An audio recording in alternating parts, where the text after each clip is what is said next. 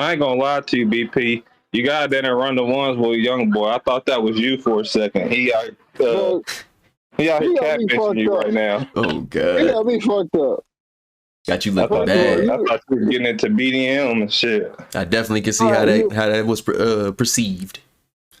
And it said your name. Like, if you look at the picture, it literally has Perry at the Jordan Perry or whatever. Y'all got that nigga name in your phone over that motherfucking picture. Damn. I thought Jordan was trying to tell us something. Damn. Not the Gimp mask like this nigga in San Andreas. No.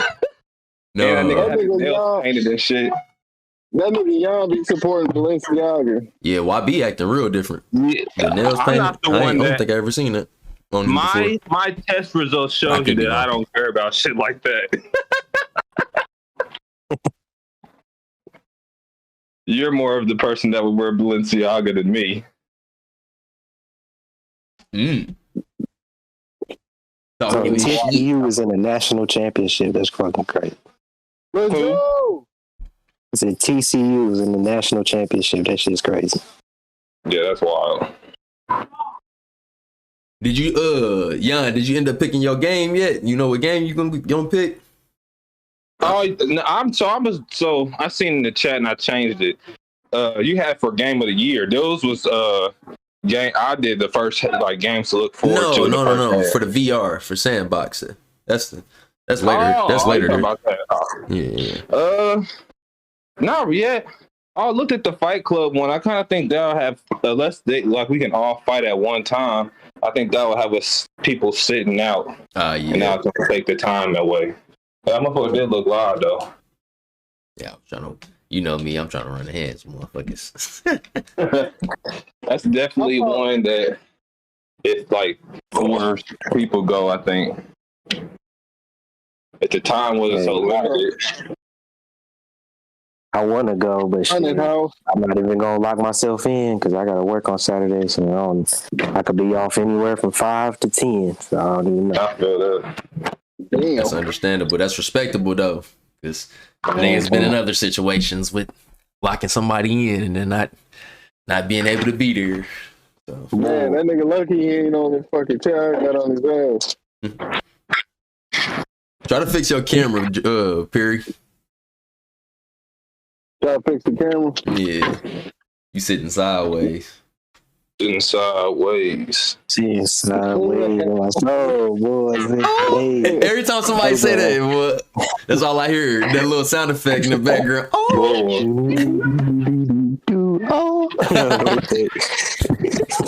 That shit used to go crazy, man. Nah, man, Paul Walt was hard. I mean, he was the hardest nigga in Switch House to me, like as far as rapping. That nigga was cold. Easily. No, he was the people's champ. People's chance, baby. What was the one? You try to say he's the better rapper than Eminem. The better white rapper. That's crazy.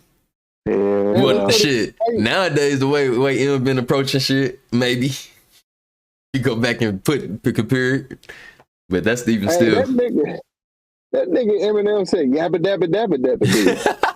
Yabba dabba. I said, ain't no way. He can't be about to get away with that. Nah, but let's go ahead and start this bitch off right. Jan, would you like to break off your topic first? Yeah, we can go ahead and get into these some of these games y'all should be looking out for. Nigga, look at your syllabus. I'm talking, yeah. Okay, it's gonna make me turn sideways if I pull my syllabus up. No, you good. I'm talking about first time having unprotected sex. Yeah. Man. I don't know what made me think about this the other day, man. I don't know. Well, I don't know what I was doing, but I was just thinking, like, y'all remember when y'all was living like it first happened in high school or whatever, you lost your virginity. Most of the time, I'm pretty sure, I don't know, everybody used a condom or thought you had to use a condom first. They was like, they scared you, think you'll get a girl pregnant, you didn't want to do all that shit. Facts. So, like, I don't know why, but I was just thinking about that. Like, I was, like, when the first time you had unprotected sex without the condom, that shit was amazing. And then you just was out, and I don't know, maybe when in high school, I don't know why. Once that happened, I was out here, not with everybody, but I was out here playing a dangerous game. And I used to act like after the night was over, you get home and I get to just contemplate like, I wonder what's in store for the future. Like, everything seems fine now, and then after like that year and nothing happened, I ain't gonna lie, it was just like it was like second nature. It was like riding a bike. I ain't think nothing of it. Yeah, I ain't gonna lie. If you turned into a multiple Tom, I'm convincing you. I need that motherfucking Jimmy to come up because I can't do it. I need to feel inside them loins. But like the everyday, you know what I'm saying, off the street type situation, I was definitely trying to strap up with them. But easily. Yeah, see, especially as an adult. Even I feel it sometimes at that. Y'all niggas nasty, man. Oh shit, man. Nah, I was just good at picking. I had a whole system on if I was gonna fuck her with a condom or not. No, bro, I was not a raw dog king. I didn't believe in that. Cause you're a Kappa, you know, you niggas. Man, we talking about high school. I was getting buzzed before that. You was a Kappa in high school too. That's what I'm saying. you knew your career was going right then and there, buddy. Said you was one of them type niggas already. You said, "That's what I'm gonna do." Yo, dog. Y'all niggas. Nah, the world revolved around y'all. Definitely now. I'll be. Which I did do. Riding it on. Yeah, I didn't. See, Perry, see if you can flip your cam now. What was you saying, Quince?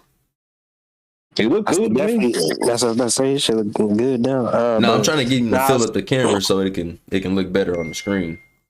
Because he still got the little borders around him. Sliding it on more. I'll be sliding the Jimmy on more now as an adult. I don't know if that's backwards or not, but nah, I think that's life. Because I did the same. Once I got to be an adult. In all seriousness, I feel like it just depends on if I feel like it's something there. Like, you know what I'm saying? If it's a real situation, then you know what I'm saying? Facts. That's really all it depends on. That's facts. Yeah. Oh God. But I don't. Yeah, but they, like since my high school days, I don't really go out of my way to have multiple relations. Yeah, me neither. yeah, shit too much, bro. That shit tired, bro. Oh God. This nigga Jordan, bro, he really pissed me off looking like that. That nigga froze, man. Damn. Y'all just turned y'all shit to the side, right? And it, yeah. That's okay. That's what I'm trying to get him to do. Because it's like somebody uncle, man. Oh God. Nigga look like he playing the NBA. He just got out of jail working. What's these new iPhones y'all got? These new contraptions. Oh, what's those? What is this nigga really talking about? That nigga went in right when the razor came out. Well, hey, you know, I ain't doing shit to get like life in jail. But if I ever get like framed for a crime, I really hope it's in like Atlanta or something. Why you say that? Cause them niggas be living in jail, bro. Them niggas be fresh in the bitch. You having all the food, got the phones, everything, and they just be out there chilling. Say they bringing lobster out to them and shit. Hell yeah. Niggas be having on designer. Niggas be walk around in Nike flip flops. Cool. They have the smoking shit. Hilarious. Bro, I swear to God, they be out there smoking and shit. These niggas be getting fresh for jail. Fresh for jail is a crazy concept. Niggas out here getting fresh for jail. Okay, that's interesting. Very, very interesting. Let me see. So The pressure's in the tail. with no context, I want to see who replaces Jay-Z in the rap game. I'm gonna get y'all opinion on that. The way, I don't know, but the way they act, like the way everybody praised Lil Baby's what's your name, which I'm not saying was wrong or nothing. Shit, I could see him. His come up. Why do you say that? For what reasons? Like, why would skill aside, rapping skill aside, it was just like his hustle. Like everybody that knows Jay, and Jay's a symbol, gets a symbol of hustler, like trying to own his own shit, and that's how they made it seem like that's how Lil Baby did it when he was coming up. So I don't know. I'm not saying he don't got like the empire or nothing like that just yet, which, you know, it's only maybe 5 years into his career now. So I mean, that's just off top real quick, but nah, yeah. I'm pretty So sure. you saying on some like potential shit, you could see him getting that type. Okay, that type status. That has like that type of kind of route. Now, of course, you know, there's more rappers that are closer, that are more towards that goal, but it's so it's hard. a tough one. Like even with the Lil Baby, I'm just shooting shit like from the hip, really. Okay. Why do you say it makes it so hard? What makes it hard about that? Nah, because I mean, think of the way. I mean, you got to think of how Jay-Z started off in the first place. Okay. That nigga was never signing nobody. He was always the boss. Okay. You know what I'm saying? Okay. So you thinking from a mimic perspective, like somebody who actually will walk the path of a Jay-Z. Yeah, With but the next I mean, Jay-Z, like you said, there's no next context. Jay-Z, Yeah, that's what I'm saying. I'm just trying to get y'all perspective of what y'all even think that is, because it sounded like you was more for like who would be potentially like the next person who would kind of have that same trajectory, whereas Quince is kind of sounding more like who would fill the shoes, like who would actually walk that same path, be from that same type of area, you know what I'm saying, had them same types of stories. So like, maybe you don't gotta be like walk that exact same path. I'm just saying, like, I think it'll be a long time before, you know what I'm saying, we see something like that again. Jay like a Michael Jordan type shit. Yeah.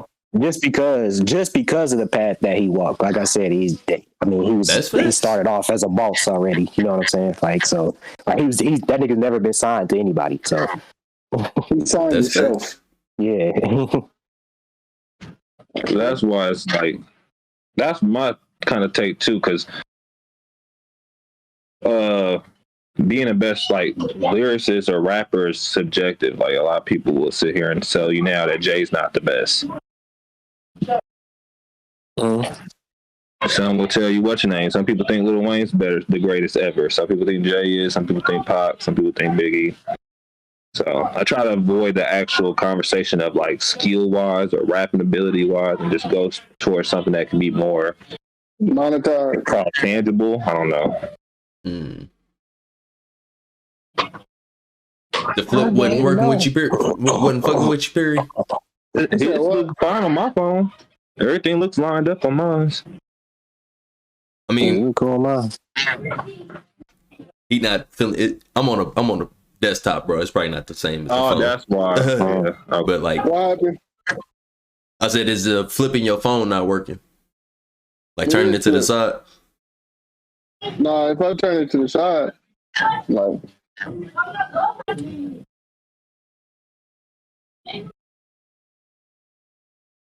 That's all I do. No, I'm like physically turning to the side. Yeah. There you go. He's a moron. Like, see, there we go. Like the angle on that motherfucker though. That motherfucker angle ain't hot. Look at him trying to look smooth, nigga. You look fine, nigga. There you gotta go. hit them angles. You want motherfucker to see you or no? Look at this nigga creeping in the background. Put your cam on, nigga. We hear you. You know, and I'm coming to get you. We're going out. All right, so who Who you got, like or what you got, what you got, period? I don't think nobody could.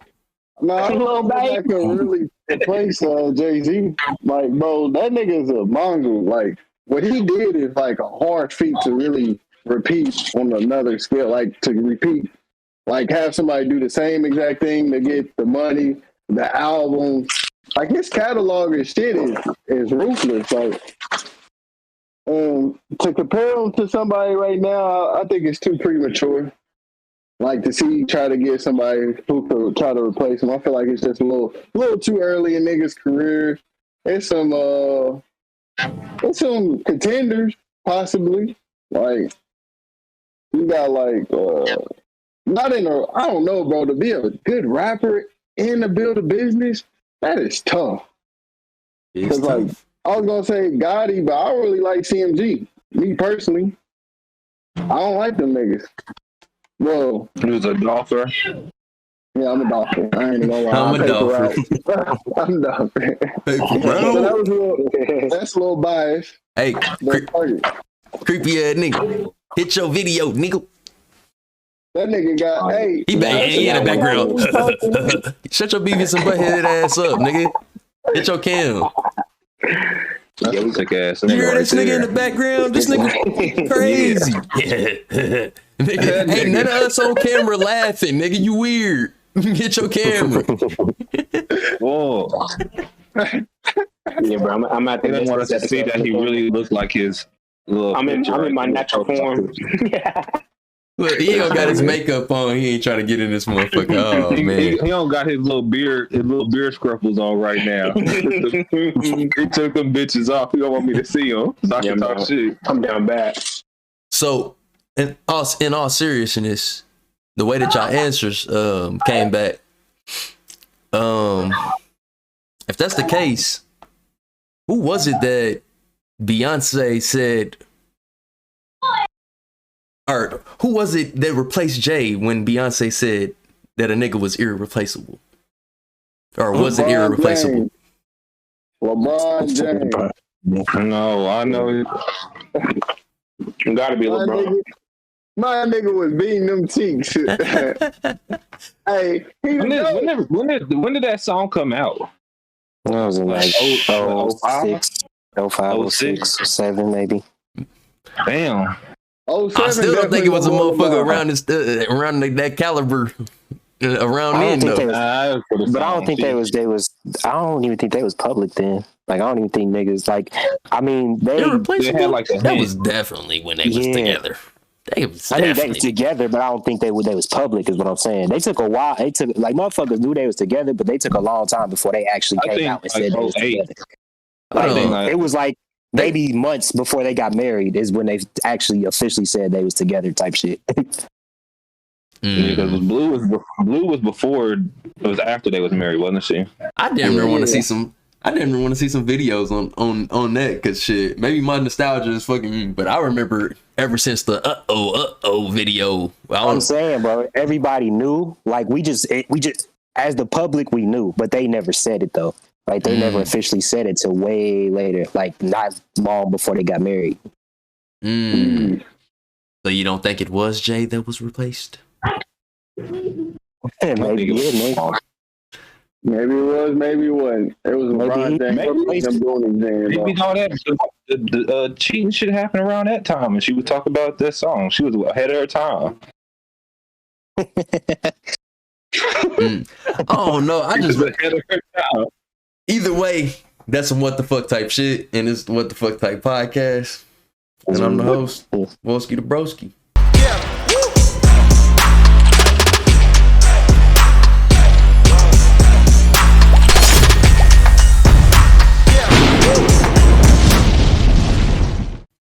And we got my niggas in this bitch. What's happening? And I just want to check the facts on this irreplaceable shit because I swear that shit was like way later on. Like I thought they was even damn near married by that time, but I'm gonna wait until they married for like 20 shit. What? They got married in the 2010s. Yeah. Yeah, I thought that song was 2010s because I remember that shit looking way better than what's in it. Damn. Yeah, that was like 07 probably. Yeah, 07. I'll give it 07. 08 at the latest. I think I just got into middle school. We just got into middle school when that shit. I was definitely in middle school when that song came out. Let me see what is the thing, man.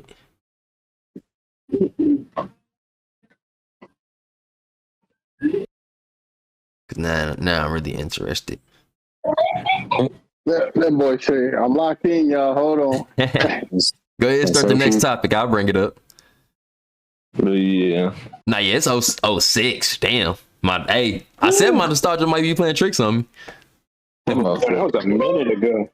Yeah, I think we just got into either we were leaving 5th grade. Nah, shit, yeah, I was about to say we was getting into 5th grade. Like, we was about to go to 5th grade. See, I do not remember that motherfucker being that old, but it's probably just because it get played a lot throughout the years. Yeah. That makes sense, then. Music used to live way longer back in the day than it do now. Yep. Bro, it was longer. Yep. You said, every now and then we'll get like 4 years before that shit seemed old. Every now and then we'll get a hit like that'll last a long time. Like, you know, that Tim song, that shit been out for like 5 years. Oh no, it's starting to broaden. I feel like because you got songs that never would have been playing in movies and stuff now. So like I feel like it's way more songs that's getting pushed throughout the years. It's just not a lot of people. Like everybody bubble is getting smaller. So like you niggas be in echo chambers of their own shit, like the shit that you like. So you only see and hear that shit. But like it'd be a lot of stuff that be getting played for like years on years. Like I'll be hearing some shit that I'm like, damn, this still like, but it's in a movie or it's in a trailer or it's in, you know what I'm saying? Because like somebody else keeping that shit alive, and it just so happened to finally fall into my bubble. So I'll be trying to get outside my bubble as much as possible, but that's just the way social media is set up. Shit, you like what you like. Shit, somebody else brings something else to you. Would you like this? How about this? This might fit you. You know what I'm saying? So that's how all this shit is, bro. That's all. Everything is, from fucking YouTube to Twitter to Instagram. Anything you like that relates to it, you might like you just said, you might like this. I'm trying to tell you, bro. It's like it's like a ghost putting you on, basically. Like you don't even know. You know, yeah, the algorithm, boy. The algorithm ghost. He out here. The algorithm ghost. That nigga go crazy. He go crazy because you say something and then get on Facebook or Instagram. They trying to sell it to you. Oh God. You gotta sell it to you. Bro, I be hitting links all the time, looking for stuff, and then as soon as I get off that website, nigga, if I hop on Facebook, it's right there, every single time, bro. Facebook don't play. Hey, they made window shopping crazy, like yeah. You can window shop on the internet now. That shit crazy. They figure social media is a mall. Social media is a mall with a whole bunch of like hype motherfuckers in it. Just like that one South Park episode that came out, I think, a year or two ago, where the internet got shut down, and now nobody was going to the malls were dead and shit. That shit really crazy. That's how the shit would be now. I'm good. Social media is the mall, nigga. It's different malls. Like, you got the TikTok mall, you got the fucking Facebook mall, you got the Twitter mall. I don't know which one's the OnlyFans mall if you nasty. They got the OnlyFans mall and all of them. Damn near, but you know, that motherfucker linked to all the stores. Oh yeah, shit, they got the OnlyFans mall, and then they got like the little kiosk in the middle of the OnlyFans mall. That's like the Snapchat kiosk. You know what I'm saying? The premium Snapchat kiosk. Oh god, it's hella little kiosk. Now that you mention it. Like, oh yeah, you could just go over here and you can hit this kiosk and drop it in the Dropbox and you get your content. Oh god, straight to you. Or you can follow here. That's so funny. Let's see. So let's talk some cult followings and hive mentality. The reason I want to bring this shit up is because I feel like when something happens, no matter what it is, the majority of people like move towards that. And I don't know like what's the force behind that. And why does the hive mentality grow so strong on people? Like if a big name critic says a movie is bad, most people say that movie is bad 9 times out of 10. You know what I'm saying? But it's just like a high volume of people going to watch it type shit. So you still meet and find people who like the movie or stuff like that or have a different opinion on it. But like, why does it work like that? Like as soon as something happens, shit start kind of spiraling down into oh damn, I don't fuck with that. I don't fuck with this. Like for instance, I think The Hawk was a good movie. The one that came out with the Marvel franchise, but everybody swerving down that shit. The very first one? No. That's that's the other one. Okay. But yeah, motherfuckers smashed that shit to bits. They swear up and down that motherfucker wasn't good. And I'm just be like, wow, like, because it's just like it had a good story. Shit, it was cool. It was what it was supposed to be. It was a Hawk movie. Like, I don't know. But it works for a lot other stuff than movies. That was just my only 2 examples. Shit, bro. I mean, just influence. That's what it all come down to. Influence is probably probably top 3 strongest powers today. Yeah. What makes a difference though between like an actual like just a high following, like you said, and something actually being like popular in like in a legit way, or negative in a legit way? I'll give you a better example and something that we kind of need to touch base lightly on. This Kai situation that's building. Niggas are about to stop fucking with Kai simply because everybody's trying to cancel him because of the situation with his homie. You see what I'm saying? Like, but that's happened before. We have history of shit like that happening where like something happens close to a motherfucker or something in somebody's circle, and then they lose a certain following. Now, most of the time they gain it back, no cap, especially if they actually good at what they do. But like, niggas be like, all right, for another example, the Michael Jackson situation. Before the shit even happened, like before the shit even like was fully testified, all of that shit, as soon as the accusations came out, some of his following dropped off. Niggas was left and right. You know what I'm saying? Like my motherfuckers was saying Michael Jackson out here touching little boys. For real.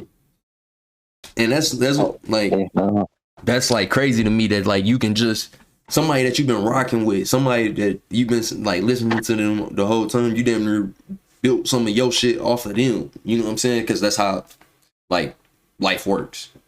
And then as soon as it like just at the drop of the hat, you could just not fuck with them because you don't know how that shit gonna go. Like, I don't know. I feel me personally, just first impressions on the Kai situation and like the way high mentality work. I feel where he was coming from. A situation pop off with my homie. If my homie say he ain't do that shit, he ain't do that shit until further notice. And if you try to press me about it, I'm gonna tell you the same. You know what I'm saying? Now, once I know some shit, then it can change. You feel me? I think, like, depending on like your status, I feel like you definitely should wait till the story's out before you take your homie side. Because niggas do be on some creep shit, and like, it's fucked up that you don't know what your homie really be on. But it's like, how am I supposed to interrogate the nigga myself? Like, am I supposed to ask this nigga before we get around, bitch, like, bro, what you gonna be on? Do you do this? Do you do that? Like, I'm gonna be give a nigga the benefit of the doubt. Now, if a woman comes across and say, hey, your homie on some weird shit, I'm gonna ease back before I ain't gonna say I'm gonna just cut him completely off, but I'm not gonna take no sides. Like, I'm not talking about it at all. Me personally, at that level he's at. Yeah, because it's a slippery slope, but at the same time, when people always gonna have an opinion. Yeah. So that's why it's kind of hard. Like I feel what Jordan's saying, because like Bo said, if it's my nigga and I know, like I feel like I know this nigga, I'm a take his side. And I feel like everybody has somebody. I asked, not, she didn't, I don't know what Leanne's stance on her or nothing is, but I was just talking to her and I asked, I said, what if your brother was in, what if you was in the Kai situation and someone said your brother raped somebody? Are you going to just kill him, or are you going to protect him, or are you going to take up for him? She's like, I know my brother, so I'm going to stand up for him. Say that's R the same word. thing someone could say. Say R word. Yeah. Sorry. Nah, you good. I can bleep that shit. But Twitch yeah. ain't like that, but YouTube, you know. Go ahead. Yeah, no. But yeah, if they said that happened, yeah, I would stand up for them too. So it's just weird, like you said. That's a good high mentality thing to me that's going on. Everybody just sees something and they want to kill it just because he's the more noticeable face. Like I don't even, if it wasn't for me doing my own research to see what this nigga looked like, I probably wouldn't have seen it until like a day or two later when I finally seen it, like and retweeted and shit. Turn your stuff sideways, bro. Why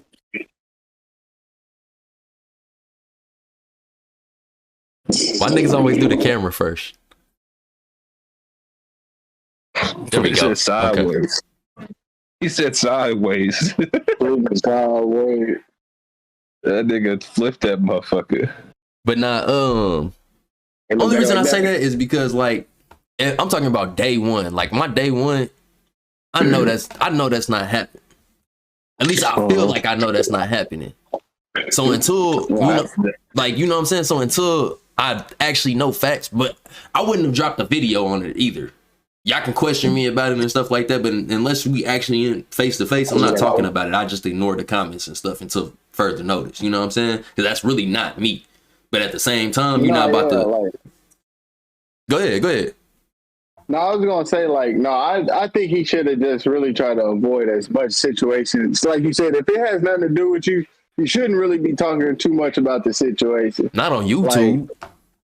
Like if it ain't got shit to do to me, why am I out here defending my homie? Yeah, he's the guy, but he a grown ass man. He can defend himself. We both grown ass men at the end of the day. You know what's right and wrong. I do too. So I ain't gonna sit here and act like I'm gonna defend you all the way, my nigga. I'm gonna be like, hey man, shit. Like that shit ain't got to do with me. That's still my dog till further notice. But good. Motherfuckers lie to get to me. I'm the kingpin in this motherfucker, so motherfuckers gonna try to lie their way up to the top. And that's the thing, though. They keep going after the people that are the face. Mm-hmm. The face of something. Even though his homie, that he ain't no AMP type person. He don't be on Kai's string regularly. Nope. He just one of his mans. And that's what my mans do outside of me is not on me. Yeah, if that's some nasty shit, then yeah, he found out he did it. He cut off, but we don't play that shit around here. Oh God, and that's why I'm saying, like, how affect my business. That's crazy. Yeah, that's why I'm saying, like, hive mentality is a crazy thing, because, like, I don't even feel like motherfuckers should be pressing Kyle right now. You know what I'm saying? If you want to press somebody, go find the guy who did this shit. If y'all think he really did this shit, you know what I'm saying? But like, don't mix me into this shit. I ain't do nothing. I'm just a streamer. I'm doing what I usually do. I stream. That's the homie. You know what I'm saying? It's still my homie, but I'm not about to talk about it or nothing like that, because it's not my situation. Like, same thing that lose an item though. I don't know. I don't. That's the thing. I think what they was on. I don't understand that either in itself. But they were trying to say he was trying to protect homie because he act like he ain't know him. Which I don't know how you can say if he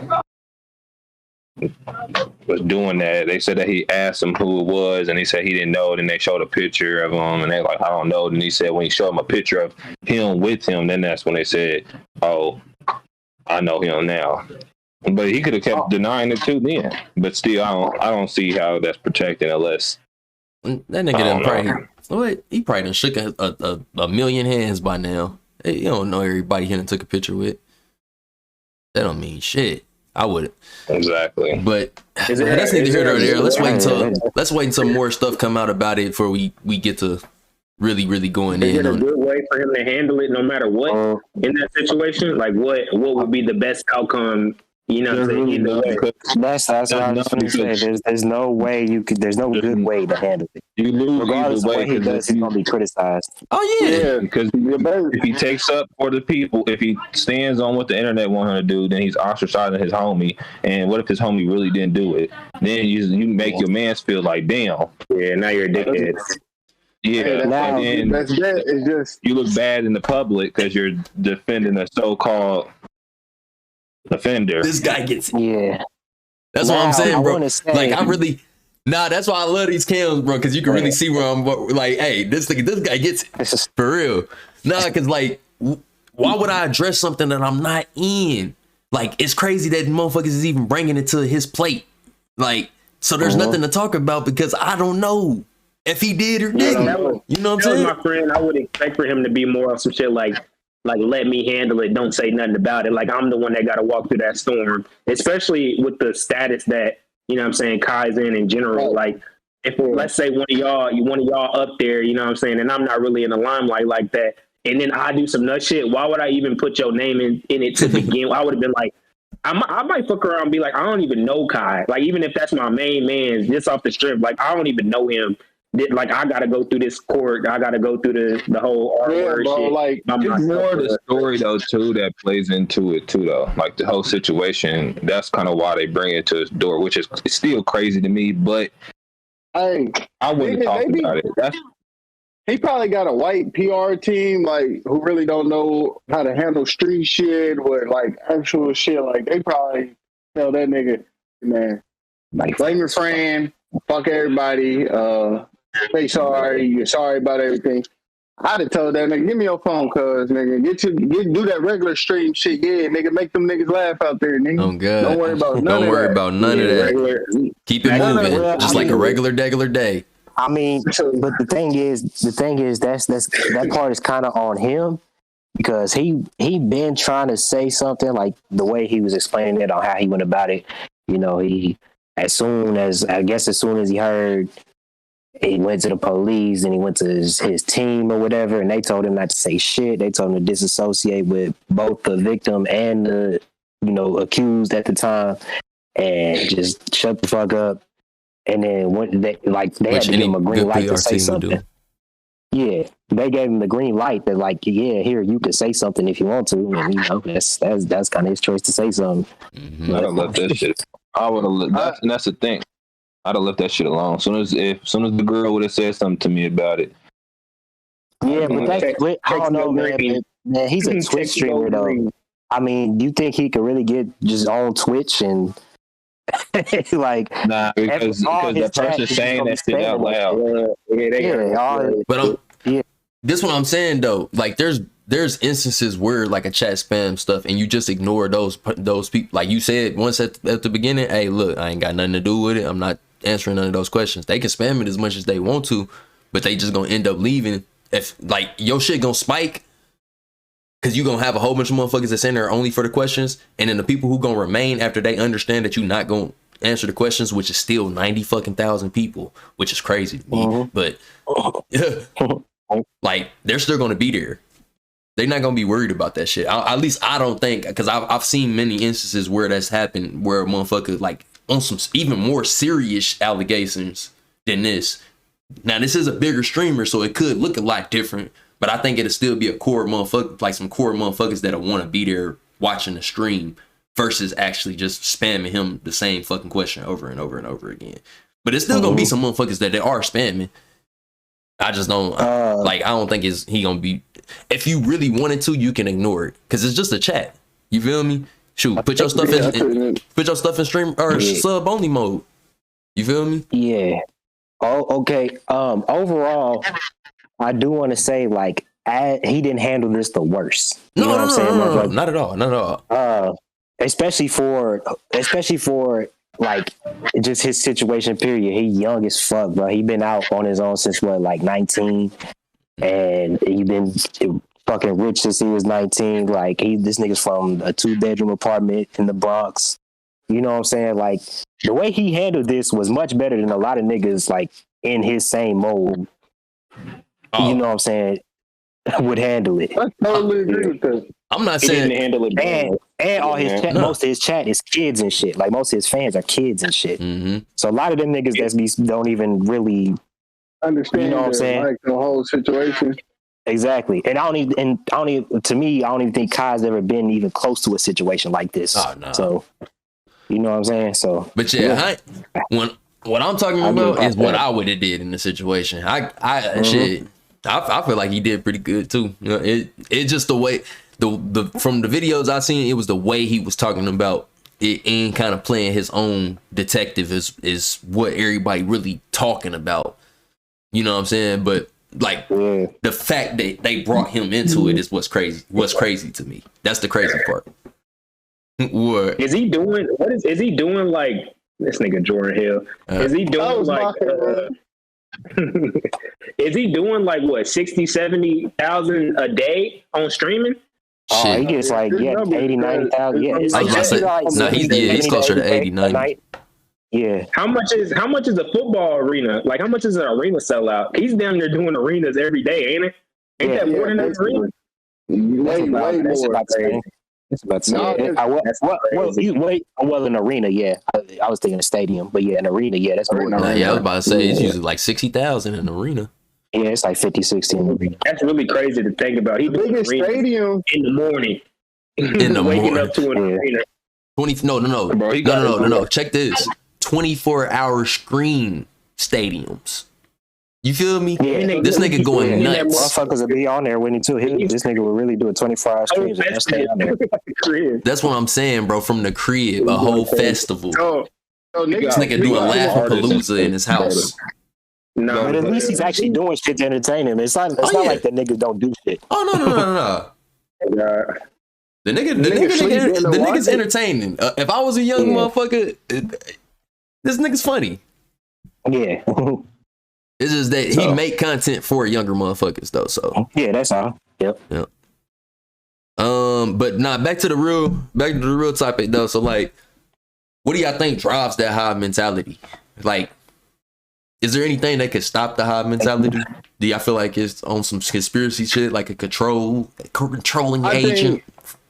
I think for the hive mentality to really go, people are gonna have to be more self-confident and have more self-thought. Like they can't just see what else somebody else say and be like, I agree with that. Like actually have your own opinionated decision on why you feel like that. Because like there's always gonna be two sides, but have your own reasoning on why you chose that side, not just because like, oh yeah, my favorite artist, you know, I'm supporting my favorite artist because of this or something like insignificant like that. Like have an actual reason why you're doing this. But I don't think people gonna take the time to actually figure it out. I think with social media, I don't think that shall ever go away. That's what I was saying. Influence, like it all goes back to influence, bro. Like that shit is just that's like the biggest power in the world today, bro. Shit is crazy. That shit like the new religion for real. Like niggas like I feel like it's like a what's it called? Like it's like something that humans just want something to follow. You know what I mean? Like even if it's even off the cliff, like they just want to follow something. Yeah, that's crazy because me and Will was talking about how niggas started following Christianity this morning. It was like what made niggas like really follow the religion. And I was saying like Jesus' feet would have had me going. Oh god, bro, that shit is crazy. Like really watching them feats, that shit would have went nuts. The need to like have faith in something is really like strong. Yeah, it's like a drug for real. Like to have faith. Think about it, like, and this might be another topic for another day. But like, even like back in like the slave times, like it seemed like slaves was following Christianity, but in my mind, it wouldn't even make sense to follow Christianity. Like, why would I be following the same God as a white God or a white person when the white person doing me this bad? You know what I mean? So that's like I said, that shit like a drug. Like that's the only explanation I got for it on why, you know what I'm saying, even slaves or people in general will follow that. But like I said, that might be another topic for another day. This is why I hope when I die, I'm reincarnated, and I like maybe not in slave times. Maybe like I want to be like old as fuck before they would come over there. You know what I'm saying? It's like die right before they come over there, type shit. But I want to know what the religion was and all that shit. I want to. I want to know. That's the crazy part. They was following something similar to what like the Quran and shit, but they was under Yahweh, and a lot of they shit was go get it yourself type mentality. So like. The motherfuckers that died on the boat or before they got on the boat was the motherfuckers that was really about their religion. Cause it was like, nigga, to our last breath type shit. Like that would have been the kings and queens. If the studies are correct, if what they say is correct, we don't really know.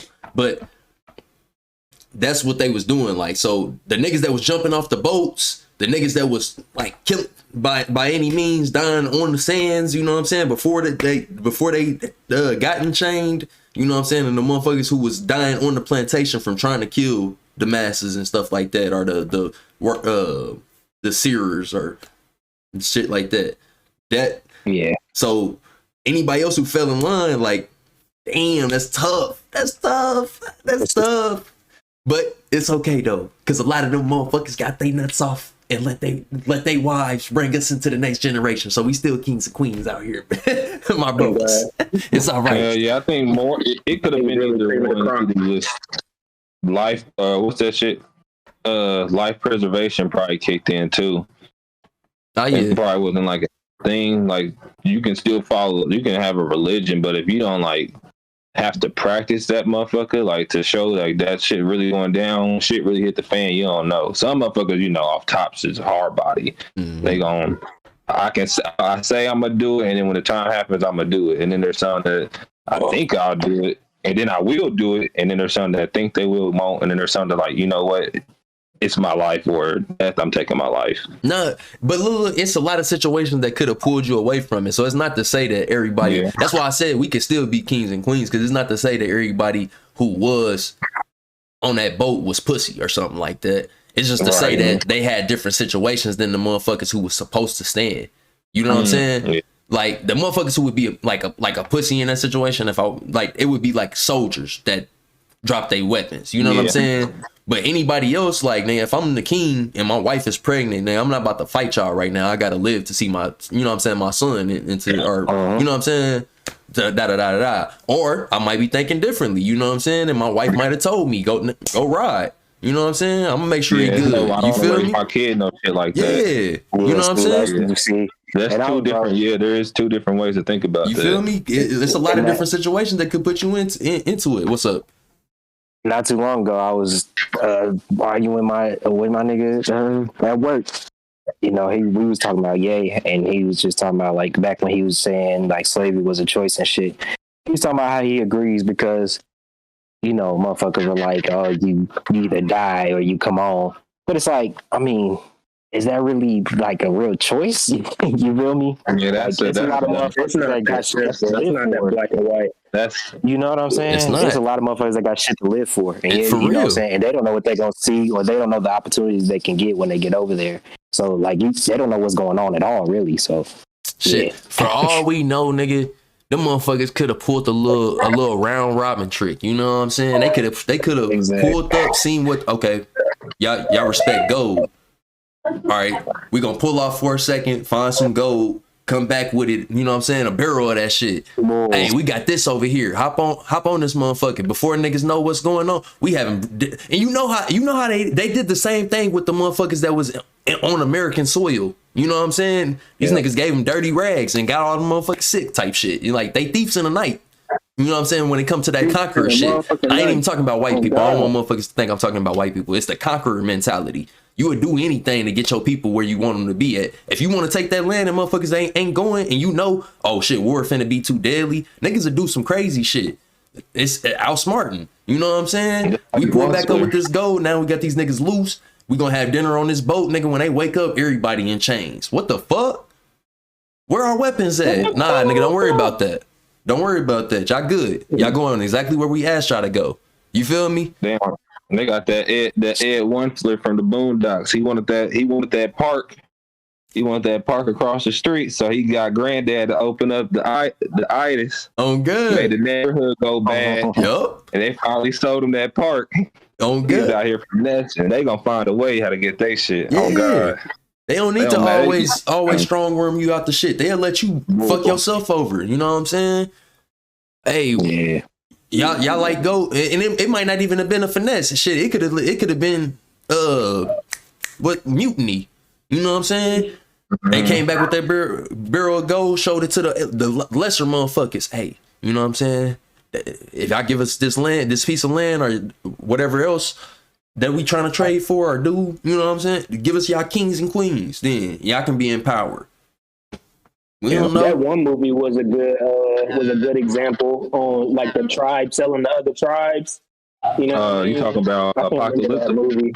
Nah, was it Apocalypse? I don't know what movie it was, but it was like, nigga, if you beefing, with another tribe, nigga, you gonna do anything to get them niggas up out of there, especially if they risking y'all livelihood.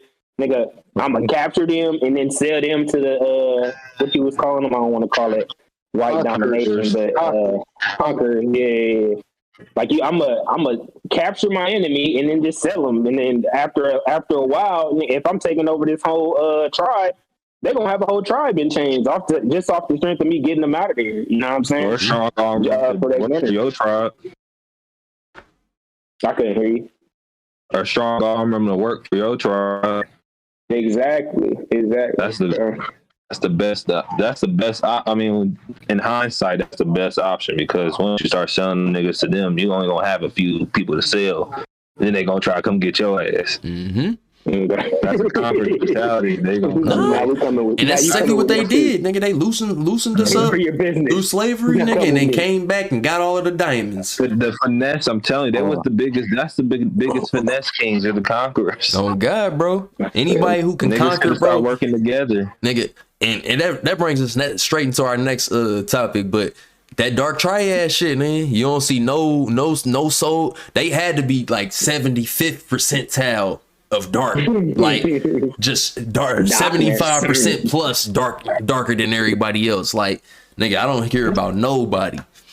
Bro, they just sit in the corner like this and be like, nigga, all I think about is doing all you niggas wrong. All like, you there's niggas no hole in it for you. The only person that's finna still eat today is me. Bro, that's crazy, bro, because they don't be having way more than they need. Way more. No, way more. Nigga. Like, can you imagine going to hunt with a motherfucker, and just because they killed that boar, nigga, they keeping that whole boar? Nigga, you got two people in your family, bro. Cut off the back half. Just let me get no homo. Let me eat the ass of this motherfucker. Give me a fourth, my nigga, and I'll be good. Like, let it ride. But y'all ain't help. That's what I'm saying, bro. This guy gets it. Help me hunt. But what if I did help you hunt? What if I did help you hunt and I was out there with you. That's what I'm saying. That's exactly. The craziest part. I was out there with you. Because they even shice each other. You get a pig foot. Hey, fuck it, man. I gotta eat. Oh my God. I'm gonna make sure I got enough food. But now you see it all the time in them movies and shit where the motherfucker CIA member, I done killed 100 members of other agencies for my government. One false move. You done blacklisted everywhere, red listed everywhere. You can't go in and out of the country, nigga. We gonna find when we find you, we gonna lock you up. You are a menace. Like, what? Huh? I just had a Purple Heart the other day. Nope, we took that too. Like, you off the books, nigga. Yeah. You're not a human anymore. Like, I think that should really be happening, because that's conqueror mentality, bro. That's that shit. It be fucked up. That's what be happening with the gangs out here in LA, which is my location. Oh God. But niggas be out here. So let's talk this dark triad shit. How y'all feel about y'all scores? My shit is insane. My shit is medium. Is my shit bad? I thought my shit was just average. I don't think it's bad, bro. I just think I think they labeled it that just to give it a label. He's always been a sweet boy. He's always been a student. Hey, that nigga Yon, that nigga's a superhero, man. And at the end of the day, bro, if y'all have a character started with that nigga, he'll probably save you in the world. God damn it. Oh, I thought he was gonna be a psychopath because I've seen that nigga pretty upset before. And he was thinking some devilish things. That's the thing, though, bro. I think that's the worst part, bro. I really do think, like, I'm not saying I was being funny when I said I got a pure heart and shit, but I don't know. I really am a caring person, though. So when I get mad, bro, I really get shitty, bro, because I really be like, it's way easier to be like this than it is to be the other way. So it's like, I guess I'm letting all that, like, shit that I'm holding back in. And when it comes out, y'all mad now. Y'all took me to this point. I got a headache now. I'm shitty. Nah, the psychopathy or how you say that? Psychopathy? How the fuck you say that shit? I don't know. I just say psychiatric tendency or psych. Whatever you just said was the right way to say it. That was my highest one, which is weird. But yes, I didn't think I'd get that. I thought that'd have been my lowest one.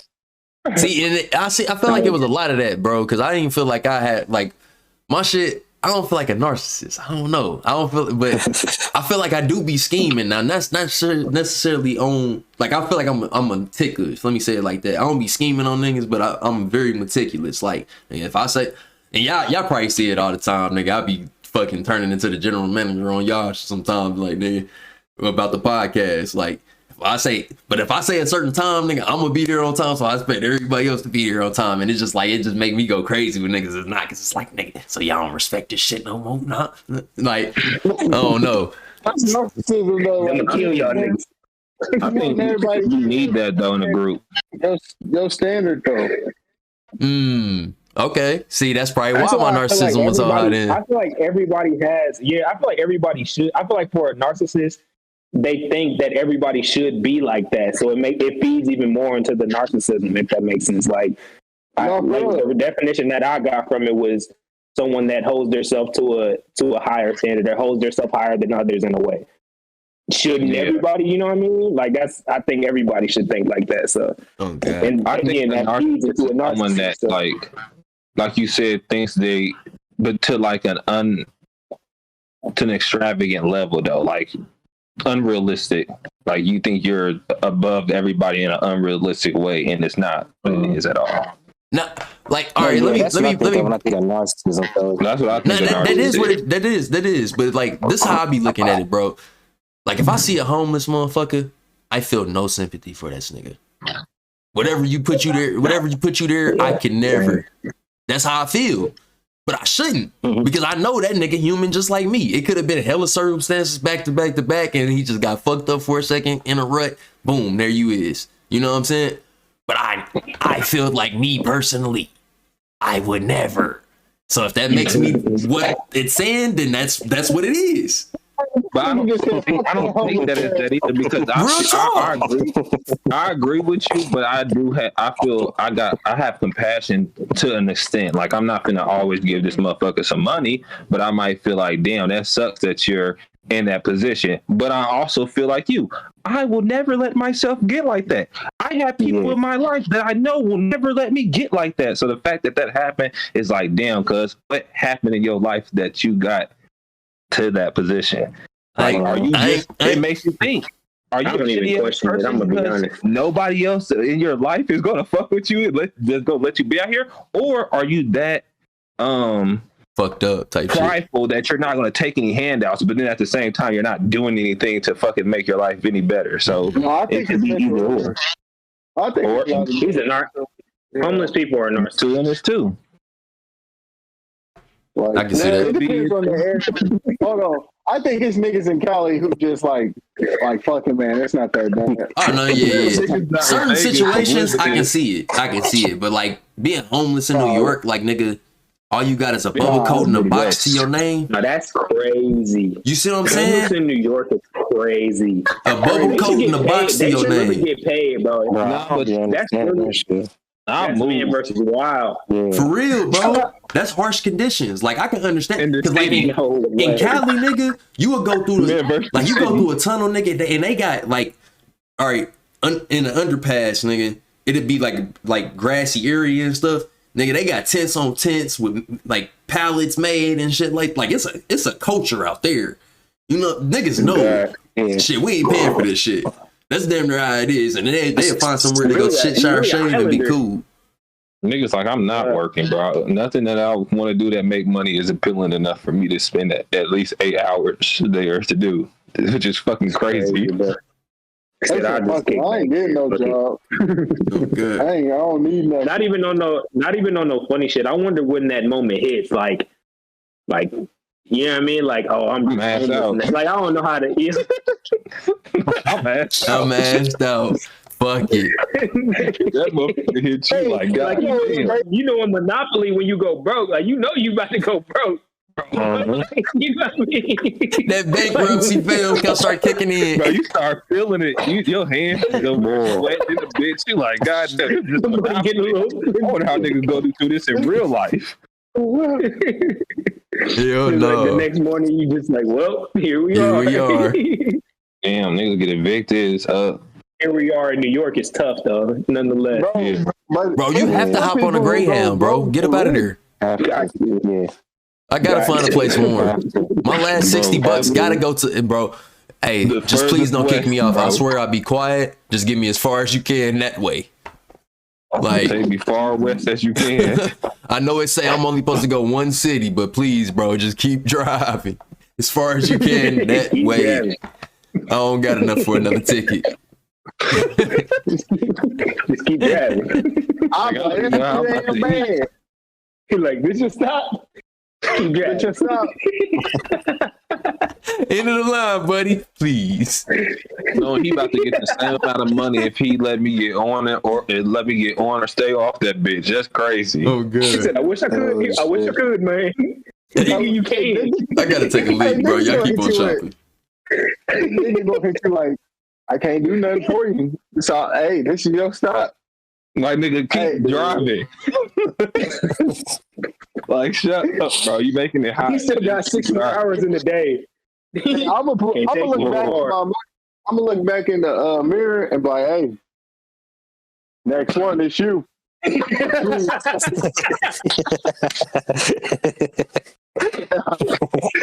It's just you and him on the bus. So fucking weak. You know the nigga can look at you in the mirror, so I'm driving like this.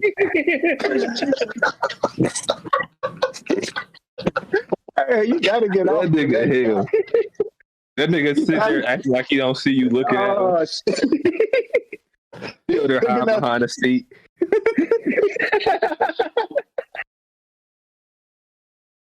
Trying to act like he's asleep. He like lifting his head a little bit. That's the best sleep you got in years. My stomach hurts. That is comedy. That's so funny as shit, bro. You would have to go to Cali if you do end up in that situation. That's the only state, because out anywhere down south is too hot, too humid, over with. Summertime is brutal. Cali is like that perfect medium, like in between SoCal and Northern California. You got a good little sweet. You got the beach. You really set up tents on the beach. Really kick back, fish. The police patrol come over there in them cars. Them niggas be driving on the beach. they go right over your tent. Damn. Everything in your name is done for. Hey, if y'all the police, would you arrest somebody homeless? No, I mean, if he on the shit, if he ain't on the shit. But I ain't worried about him. I'm not arresting nobody homeless, bro. If he homeless, bro, he's just homeless, bro. It's up, bro. I'm just gonna let him do his thing, bro. He already. As long as he ain't being no menace. I was about to say, if he on some nut shit, what? I'm on that. No, he ain't on no nut shit. They've been wilding in New York, so. Yeah, if he on nut shit, nigga, I'm treating him like a regular motherfucker. Matter of fact, nigga, you been looking for a place to stay, right? Let me help you out. New York niggas gotta get it. New York homeless people gotta get it because you're on bull. You only have the only option is to be on bullshit. So you gotta get off these streets. It's too cold out here, so you gotta be on bullshit. You gotta find a way. Oh, good. But you chose even this way. Even then, as a cop, I don't think I could even arrest a homeless person. It's like, bro, No, I'm getting right by pressing you. I'm actually saving your life. Like, come on, bro. Like, I can't be out here. Like, I'm gonna be walking in the office with a homeless nigga when we in Cali, niggas serving cartels running through this bitch. You know what I'm saying? Murders is left and right. You know what I'm saying? And I'm bringing in a homeless nigga. Like I said, I'm not going out of my way. If niggas was smart, they would be fucking detectives on that shit. They'd be trying to watch all that shit. You know, motherfuckers ain't paying attention to no homeless niggas. They're supposed to watch all that shit, be witnesses, nigga. Oh, God. And they get taken in, they get a meal and all that. And they become a fucking whatchamacallit. And start getting paid for that shit, nigga. Because a lot of them motherfuckers get paid for that shit, that informant shit. You already used to it, nigga. I have my hut still out there. Yeah, I seen Buddy on 10th. And he looked like he hopped into it. Don't be around here too long. Zip that motherfucker back up. Go right back. Go right back to. I'll be straight bubbles with it. My soul. I'm dead. They knock on the tent. Oh, God, bro. Slide me my half and my fifth through this motherfucker. I'm going right back to watching TV on my little mini TV, right on top of the mini fridge, nigga. I got the most decked out little tent in this motherfucker. Living like Larry. That nigga got the fucking long ass extension cord. Oh, God. That motherfucker like hated them bitches to somebody bitch. Oh, God. Watch your step. Watch your step. Make sure you wipe your feet off. That nigga laying on his welcome mat. Not the welcome mat. Ain't no space in this bitch. That's how them comments. All right, Speaking of, could y'all ever be a cop? You know what I mean? Like, would y'all ever, depending on the, like, it's got to be an amount of money that y'all be police officers for. If they bump me straight to detective, then yeah. But that's only because I'm going to fall so deep into that motherfucking role. Hey, I ain't even gonna lie. I'm gonna have a cigarette with the pamphlet. I'm gonna be a patrol officer. Nigga, I'm gonna be officers. You can do that as a detective. What? I was about to say, you probably whoop more ass as a detective because you're going to have less chains on you, basically. Hey, just if you're a more jurisdiction. I'm arresting your ass. If you call me just because of a dumbass complaint, your ass going straight to jail. On my mama. If you waste my time, we're going to straighten this motherfucker ass. Now, yeah, if you let me skip all the beat cop shit and all of that shit, bro, because I'm trying to tell you, I'm going to start off, I'm going to get a couple good marriage, nigga. I'm going to even tell them motherfuckers, hey, you getting locked up simply because I'm finna turn into the dirtiest cop out this motherfucker and I need some merit. I'm trying to tell you, some niggas is going to have to fall for some rank. And when I'm trying to tell you, when I make lead detective, nigga, you ain't getting in my motherfucking facility unless you know what's going on, bro. Ain't gonna be no training day over here. For real. Oh, God. We getting rich out this motherfucker. I need a piece of all of you motherfuckers shit. Or else all of you motherfuckers I ended up in Pelican Bay, huh? I'm trying to tell you, I'm on their ass. 80-20. No, but that's the type of detective. You know who getting the 80. Type of detective my granddaddy was. Oh, God. They're gonna be like, damn, the drug trade has really went down. You're gonna be the top of the kingpin. Because the only thing that's getting through 80-20, nigga. Oh, good. 80-20. Basically, I just don't touch none of this shit, but I'm really the drug lord out this motherfucker. No faking. But if everybody don't gain up on your ass, that's crazy. Hey, you out here 80-20. I'll have all you motherfuckers in Pelican Bay. I'm putting cases on all you bitches. That's what I'm saying. That's crazy. That better not gang up on me. Every $100, you get 80, and I get 20. Yep. Yes, sir. Hey, Roy said that crazy ass split. I ain't doing niggas like that. I'm definitely shaving numbers though. We're starting to uprise, bro. It's up. They're gonna be like, damn, it's so much shit off the street. And everybody in the drug we're gonna be like, man, we gotta get this nigga. But they gonna be trying to protect me so much, like the officers and like the other shit. the state gonna be trying to protect me so much because everything going so smooth because everybody broke. But nigga, it's a sacrifice.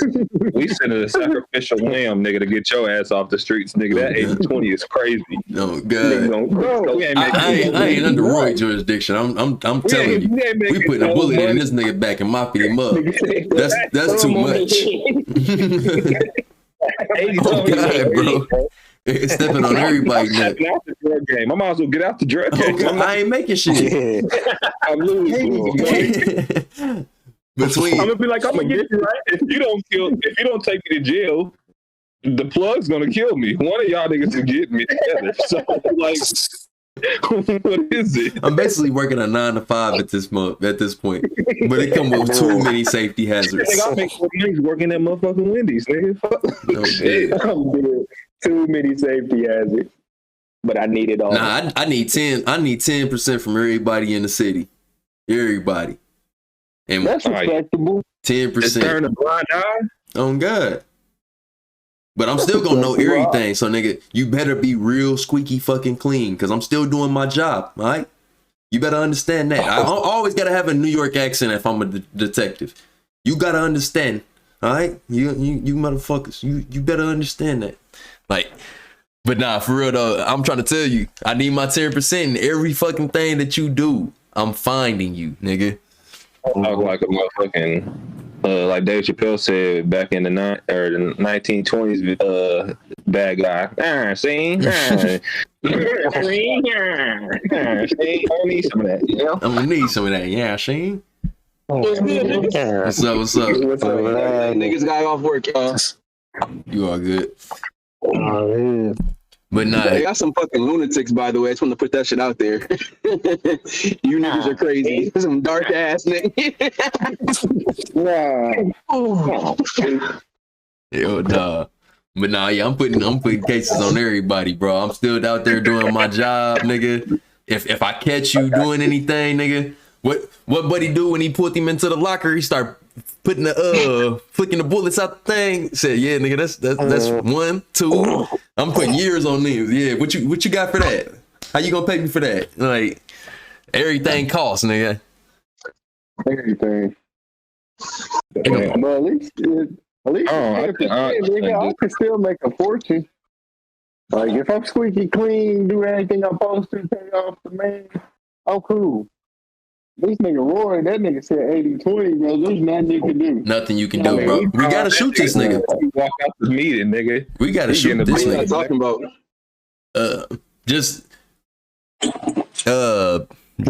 shit expanded from Dark Triad, talking about dark mentalities and then working jobs and shit like that. But right now we're talking about working for the police. So Roy's breaking the bullets put right in the back of his head as soon as the meeting's over. I'm trying to tell you, a nigga walk in and put that on my plate. Said I need 80-20 out of all of you motherfuckers. All right, everybody from the top down. I need 80-20. Better have a wire on you. I'm gonna be like, okay, and who are you? I'm the top detective in this motherfucker. All right, don't nothing move unless I know about it. I'm gonna be like, it sound like it's automatically a plan to get you out this motherfucker. oh God, bro, I'm gonna look at my top shooter, and he gonna already know 10 years, 10 mil.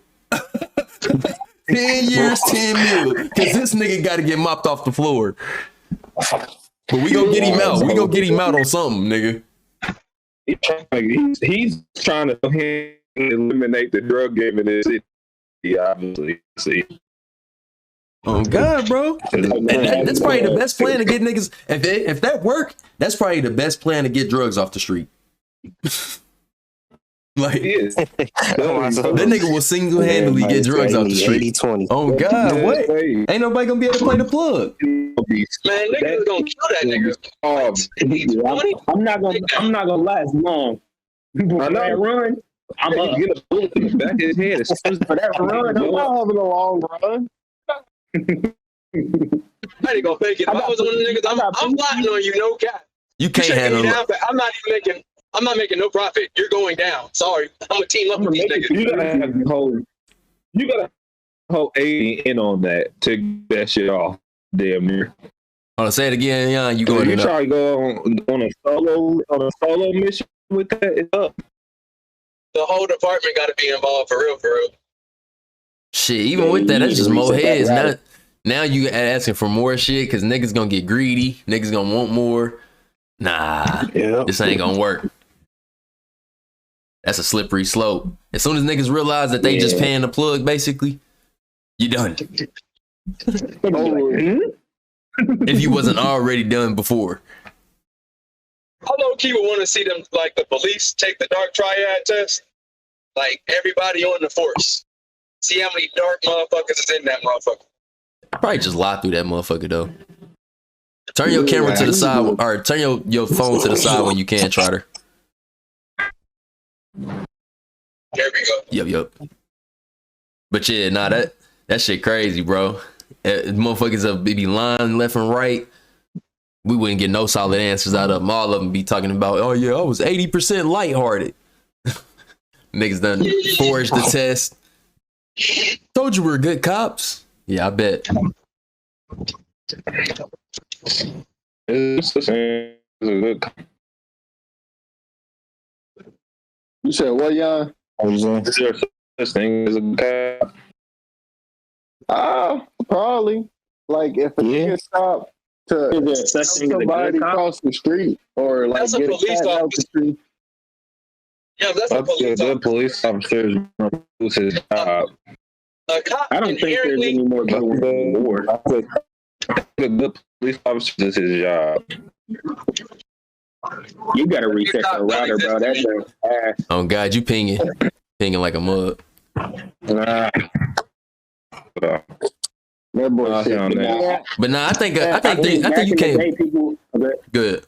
I said a good police officer loses his job. Yeah. Honestly, I retweet. A good police officer loses his job because as soon as he says something against bad cops, they get him out of here. That's facts. It's like a white. Because it is a code. It is a code. Like it's a code, bro. Is that me? That might be me fucking this shit up. Let me go back and check.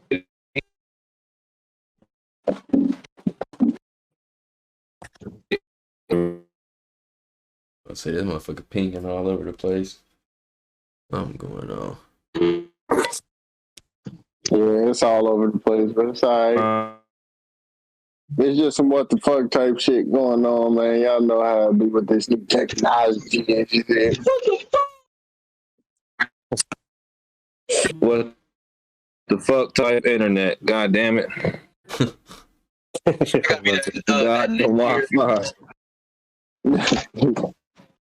Hey, bro. So tell me this. When a motherfucker go, what y'all call it? Sassy. Like the actual phrase for it? Yeah. For what? Like smacking your lips? Sucking your teeth? Man, what the fuck? Everybody do that shit, nigga. Everybody do that. No. Like if you black, no matter where you at, you do that shit. No, facts, but I'm just saying, like Bo just said, smack your lips. I completely disagree. I don't know what smacking your lips is.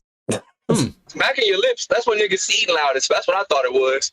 That shit. Smacking your lips and sucking your teeth is the same thing, I thought. Hell no, I thought it was too. Sucking your teeth. I go for that sucking your teeth. I don't know. I was just having an argument. Like, how do you smack your lips? Smack it. Niggas eating loud as fucking smacking to me. It's the same noise. It just looks different. No, it's not the same noise because you like. Nah, bro, it's not. Yeah, how do you smack it? I don't know how you smack your lips. That's what I'm saying. I mean, when I do it, like I like inhale basically real hard, and then open my mouth. Yeah, wait, you saying you don't so know how? I smack my lips more, but like it is sucking your teeth still. Hey, what? I'm not sure what we're talking about. What? Yeah, basically like the tisk sound. No, I'm saying sound effect. When a motherfucker do it, they call it smacking your lips, and I just think it's sucking your teeth. Yeah, you're right. No, you're right. I mean, it's both to me. That's what I was saying. Like it's both to me. But you can't just suck your teeth. I don't know why I feel like I need to say pause to that, but pause. Oh, yeah, you can definitely just do that though. Like Yeah, and still make pretty much the same need to sound do that effect. more. Can you make that noise without opening your mouth though? Probably not. I'm hungry as a bitch. Did you try to do it? If a free fall and no one's around to I hear did it when my mouth was still open. I bet hella spit flew out. Hell no. That's a good ass question. What the fuck? Hey, Jordan, can you do it with that mask on? Yeah, not with the gimpy on.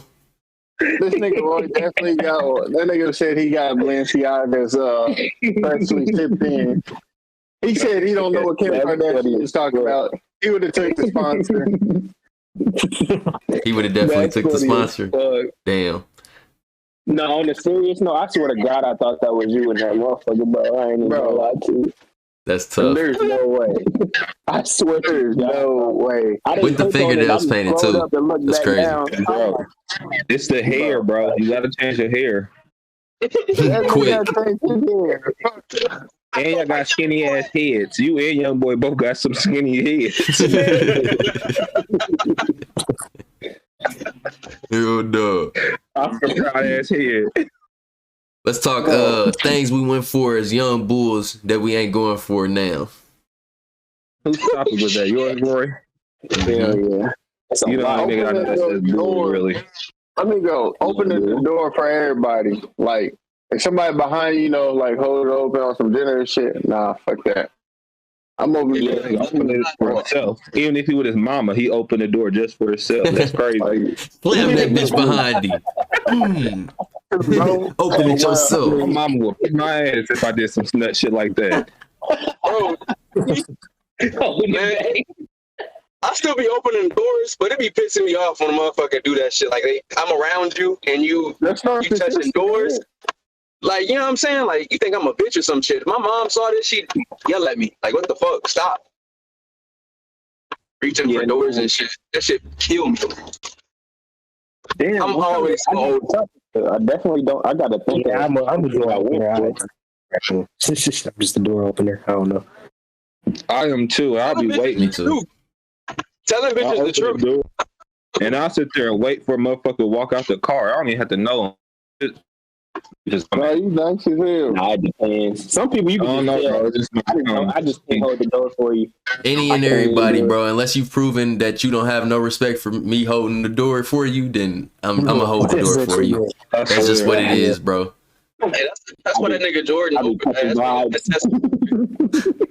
When somebody don't say thank you, I don't think about it like that, but it will like cross my mind real quick. Like, damn, it was a simple thank you, but then I just go about my day after that. That dude, it was a simple thank you. I ain't gonna lie. When the motherfucker don't say thank you. No, God, bro. It's quick. It's like real quick. It don't like fuck my day up or nothing, but it's just like real quick in my head. Like, damn, you could have said thank you, and then I'm already over it. Nah, for real. Like, what the fuck is that shit about, bro? You know I ain't had to stand here, bro. And you looked at me. You looked at me while you walked through the door that I had open. You ain't open up one on your own. Like you. So I don't know why you want some like independent. Oh, I don't need to say nothing to this motherfucker type shit. Like what? That don't make sense to me. Like who raised these niggas? That's what you stick your foot out right after they walk by you. Bro, if you choose to open the door for somebody, it's just got to be that. Like, you can't have them like, oh, thank you. Thank you is literally the easiest thing to say. I don't look for it. I don't look for him to do nothing. I'm gonna do it regardless. I'm just saying, it's just disrespectful. Yeah. Who raised you? Yeah. Speak the fuck. Speak, nigga. If I say something to yeah, while he's pinging, I'm gonna just go ahead and say, like I done had motherfuckers that I opened up the door for. I'm gonna take. Nah, I had to steal the ball from the homie, bro. He was tripping till we get that connection figured out. I'm out. I done had motherfuckers open up the door. Like I done open up the door for most gangster is a gangster motherfucker. So it's not like some street type. Like I'm too hood for that. Like nah, it's fine. It's just like motherfuckers really be thinking like they it's too much of their time or like they too busy for that shit. Like no, just say thank you and keep it moving. Right on. Yeah. Keep it moving. Yeah, that shit is the lamest shit ever though when they don't say thank you. I don't not intentionally open the door. It's just if you too far back Like, I'm not about to be waiting there. You know what I'm saying? Like, That's facts. if I think I can swing the door open and then you can catch it, then I'll probably hang it. Like, I'll probably sit there a little bit. But if I can swing the door open and you too far back, like the door already gonna be closed, I'm gonna just keep on going. Yeah, I ain't about to keep on playing the push it back open game with motherfuckers. I used to do that shit where I kind of like pop back out, hold it again, but nah, I ain't doing that shit no more. No. I'm not. No, like it's right there. It's right there about to close, and I see that motherfucker. When I was little, I used to feel bad about that shit, so I used to pop it back open. I don't do that shit no more though. Hell no! If you don't make it, you don't make it. You don't make it, bro. You got to be in that first group. I ain't holding on for stragglers unless you like really old. Like if you one of them people that like hunch when you walk, like your whole butt out and shit when you walk. Like then I'm gonna stay there. Talking about elderly folks, y'all. Hey, I'm keeping it G. That's how they be. Hunchback motherfuckers gotta press the button. Hey, if you hold the door too long, you just the bellman, or what's it called? The bellboy. You might as well I'll do that for you. Okay. But that's what I'm saying. That's the only time I would hold it is like if I see like an older motherfucker that's like hunchback already, like they already moving slow. Like I'm gonna hold it for this motherfucker because it look like he's struggling. Hey, I'm racist as fuck because in my head when I see an old white couple, I'm thinking, boy, 40 years ago you about calling me nigger with the hard R. Fuck that. Open your bro. What? Fuck that. Open your own though. I'm racist. I ain't gonna fake it. If you're not black or brown, I'm not. You're not. Can't open this door. Damn. Sorry. I remember I was in Terre Haute and we was leaving this. I mean, it's low key. This motherfucker looks segregated, but I guess it's like they nice ass spot in Terre Haute. And as we're leaving, it was a church event, and this bitch was like, this old white lady with a walker. She was like, "Oh, you got the whole church in there, huh?" At first, it was kind of like. That was kind of racist, but you're not wrong, yes. So as we're walking towards the door, she was like, we'll stay if you guys start singing. I'm like, bitch, start singing? Like, what the fuck? So as we get to the door, and she's like, you gonna sing for us? I was like, oh, you getting worse and worse. But we walk into the door, and me and my nephew, we just stood there. You wasn't holding that motherfucker. She's like, I guess I'll be the doorman. I was like, you damn right. And as soon as she opened that door, I walked right out that bitch, bro. Right out. Thank you. Bills, right? Hell yeah. That nigga said, for my ancestors. On me, nigga. So let me ask you something. Let's chat real quick. Let's pod real quick. Do you feel that way about all white people? Or is it older just white most? People for sure? Like older, like really older white people, because it's like that was a social norm. So yeah, like yes. Okay. But also it's like shit, if I see a motherfucker my age, like if I make eye contact with you, bro, I'm gonna hold the door open for you no matter what. I'm not a shitty person, but them old white people. Okay, so it's just the age that make you think twice because of what generation they came from. Okay. You can struggle open that door since you made us struggle. Oh God, I had to walk to the back. Matter of fact, goddamn. That's a light struggle. I ain't gonna lie. Nah, but going back on topic though, I think a thing that I went for as a young bull, I wanted to be in the NFL, man. So I really went for that football shit, man. And you know what I'm saying? Huh? Damn, you like that nigga dream, man. No, because that's everybody though. You know what I'm saying? Like, hey, no. Before you get off on your shit right there, I remember like, and it's a strong memory too.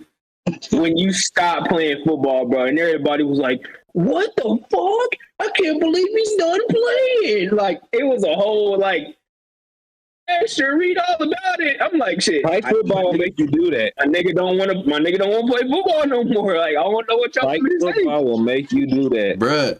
Because they just like hoes saying it, niggas saying it, teachers saying it. I'm like, bro, my nigga nuts, bro. Like, this my nigga don't want to play football no more. Like, I don't give a fuck. Whatever he want to do, I'm here for it. But if he don't want to play no more, then. Like, you know what I mean? You know what I'm saying? Nah, I get you. Extra. Read all about it. Bro, I was really at a point in my life where like it was literally either I make my life football, like all football, and cut everything else off, or should I ride that shit out and see what else is gonna happen? And I still like wanted other dreams and shit, and I ain't thinking shit was gonna like. It was only a couple motherfuckers that really made it out that bubble, and all of them motherfuckers had teams behind them. You know what I'm saying? Mom, dad, couple motherfucking trainers, shit like that. That's why they pop. You know what I'm saying? So in order for me, somebody like me, who I ain't really have a piggy bank for just football, nigga. I ain't even have a piggy bank for college, nigga. That's probably 25% of the reason I never even was thinking about college, because I'm not about to, what? No. So, like, the loans and shit is why I say that. But, like, I would have had to make a decision. Like, nigga, I'm talking waking up 6 a.m. and running all the way up to the school, getting my early workouts in, like, just going crazy. Like, I would have had to been doing a lot more than other motherfuckers, and I ain't want to do that. Like, I wanted to have fun, because like it wasn't nobody pushing me to do that shit, especially after I got injured. And like you said, with Pike football, which that's the bigger part of it, is a topic for another day. But like, bro, they juggle shit. One day, motherfuckers, hey, you the best, da da da da. You can do this, that, and the third. You know what I'm saying? On my shit. And then this nigga starting over me. I ain't getting no minutes this season. Huh? You got to be on that shit in return. You know what I'm saying? Like, it's that shit really mutualistic. Like, it was, bro. That's what I'm telling you, though. Like, it's like no. You ain't about shit on my dream to talk over me. This is my thing. No, I'm talking about that Pike, like with the coaches, like. All the niggas that pop, they was all on they, on the coach's dicks and shit. So it's like, but that's what I'm saying though. Like, I was one of those motherfuckers that was coming through. I'm early for practice, nigga. I'm leading the team in workouts, man. Captain of the team for multiple games. Like, I was doing shit that I like staying after practice, nigga, running routes with the quarterback. Like, me and Bo knew, like, nigga, I won a game off of just me and Bo Trudeau having muscle memory from 2 routes. Literally won the game. Like, that and like niggas know that. Like, that's the shit that I was trying to do. And once I got injured and I came back and they was like, oh yeah, this nigga from Ben Davis, the 6'4", can't catch nothing, is finna take your spot. Cool, I'm out of here. You talking about? I know exactly who you talking about. Cool, I'm out of here. And he's gone. That nigga was ass. Being tall and light skinned was that nigga's privilege, goddamn. Bro, I'm trying to tell you. Yeah. Bro. Like you said, this is another topic for sure. I don't know how we gonna, relate back to it, but Pike football, they'll make you not want to do it, because I fumble plenty of bags in general, bro. Pike sports in general, bro. Like, they're right, when it comes to athletics, bro, it's not it, bro. I used to There's love. no reason why me and Tajay should be on the same team. They'll see talent, they'll see potential, and then look for the name. Who has the name here? We ain't gonna start him. We got him. He's from a different school. He's built up a name. We ain't gonna use you. We gonna use him. Like, they just do that shit all day. Where it's just like, bro, why don't you just wait until the next man is up? Like, if you already been telling this motherfucker that they ready to go, let them go. You know what I'm saying? What is the point of doing all of that fumbling shit? Now you fucking up chemistry. You done told motherfuckers they about to have a spot that they not finna have. Now you fucking up their morale. You know what I'm saying? Like, it's just a whole bunch of shit that goes into bullshit. But I knew motherfucker wasn't funding me. Like, I knew I wasn't going to be going to camps and stuff like that. So I would have had to fund myself. And the stuff that became apparent and readily available while I was injured took over, especially without a support system. So it's like, once I got back and tried to get back in shape and stuff, and then motherfucker don't got a spot for me, it's like, I'm cool. This ain't really for me, because I know there's gonna be a lot more shit like this, you know what I'm saying, in my way. You feel me? So, and I wasn't even ready for the first one. Use you. Yeah. And they'll use you so the next month since you're an offensive player, they'll use you so the defensive player that you're going against will get better.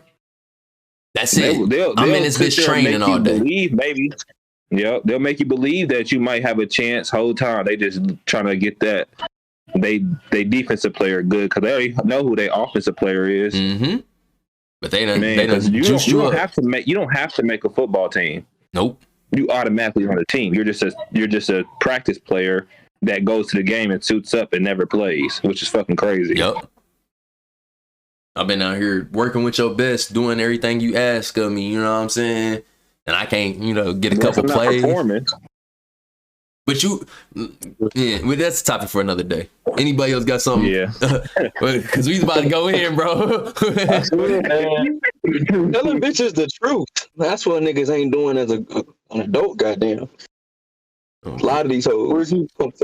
Don't tell nobody the truth. Lie. Mm. You just trying to fuck, or you trying to get to know me? Trying to get to know you. Yeah, I think one of those things that I kind of go back and forth on this too.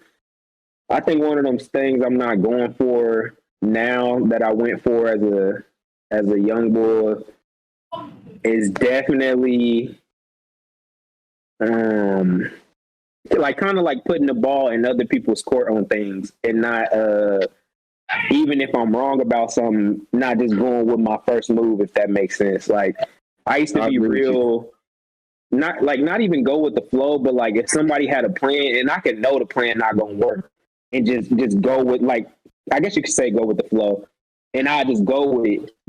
But now, like, you didn't question. I used to call. Yeah, I didn't question it a lot of the times, but it might even happen in high school because like niggas, especially y'all, used to be like, oh, that nigga just like going through the grain. But it wasn't even like on some shit like I wanted to go against the grain. It was just like I was so used to just taking whatever was getting thrown at me or taking whatever somebody was saying and just going with it, that it was like, it don't matter what it is now. Like, I'm making my own decision on it. Like, you know what I mean? And I think that started happening when I was in probably like high school type shit. But that's definitely some, and I'm starting to get a little better at it now, like taking calculated risk and shit like that more. But I used to be like, back in the day, like I said, whatever. If anybody had a plan, that's the plan we going with. I don't even need an input on it. That's just what we rolling with. And now it's more. And then, like I said, I went through that phase where the pendulum swung all the way to I don't even give a fuck. I'm doing whatever I want, even if it's gonna run me into the ground. And then now I'm getting back to that center lane. I can take what somebody's saying and take what they're saying, whether I agree with it or not, and then make my decision off that. How it be or whatever the case may be. But yeah, that's definitely something I was going for as a young boy that I don't go for it as much now. Yeah, that's a perfect one too. I don't go for nothing no more, like I used to. Like, they used to be like, you be put up. Well, I'm trying to think. Why when I seen that question, I thought you were saying, like, what do the young boys now not go for the shit that we went for? Hey, I really like that too. That's like, damn, them niggas is wild. As fuck. Yeah, we wasn't doing a lot of the boys, dog. Like, yo, what? These young bucks is different, honestly. But I feel like they'll be the motherfuckers that really change the world, honestly. I do feel like they get, you put that energy in the right spot. Hell yeah. Oh God. Yeah, for sure. But I think it's on us also, like, as our generation, because we like the in between. What Cole call it? The middle child. Yeah, we definitely do. You know, we got younger, but we also older than these motherfuckers, and you know, we're in that balance to know that there's a lot of shit that was going on that we shouldn't have went for. That now we're going to probably be able to inspire the younger generation to not go for that shit that the older generation went for. Not saying that they were some hoes. I'm not saying that, because they sit on a lot of shit too. But I feel like we're in that balance now to shift it to the niggas that got all the energy now. They just put that shit in the right spot. My God, this shit would be real different. Boomers. You said what? You think so? I said we're like the new baby boomers. Fuck no. The baby boomers are horrible. Baby boomer.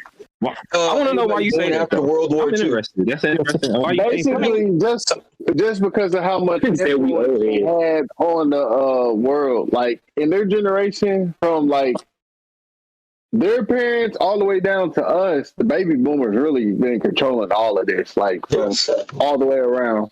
And I feel like once they start really dying off and stuff, our generation, probably like the millennials and the generation before us, are going to have a lot to say and do, because we're the new generation going forward to a whole different type of world. So I feel like we're the big catalyst for that. So I don't know. I feel like we got some shit. Either we're going to really fuck it up, or it's going to be cool. I don't think we're in between. Too much more though, honestly. Yeah. I think it's more. You think we're gonna make it worse? I don't think it's no worse. In the generation coming up after us is how entrepreneurial we all are. Hell yeah, niggas trying to get that they own bag. Niggas not trying to work till 60 and die when they retire. We kind of the generation too where a lot of that tattoos and shit don't matter no more. Like a lot of that shit, like how they used to say in the corporate world, that shit don't matter no more.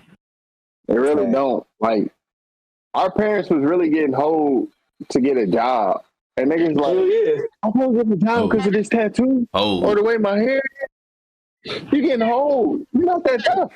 Y'all not that tough. Y'all let somebody. I mean, I ain't gonna say all that because they have to do it. I won't say they're not tough, but they was definitely hoeing niggas.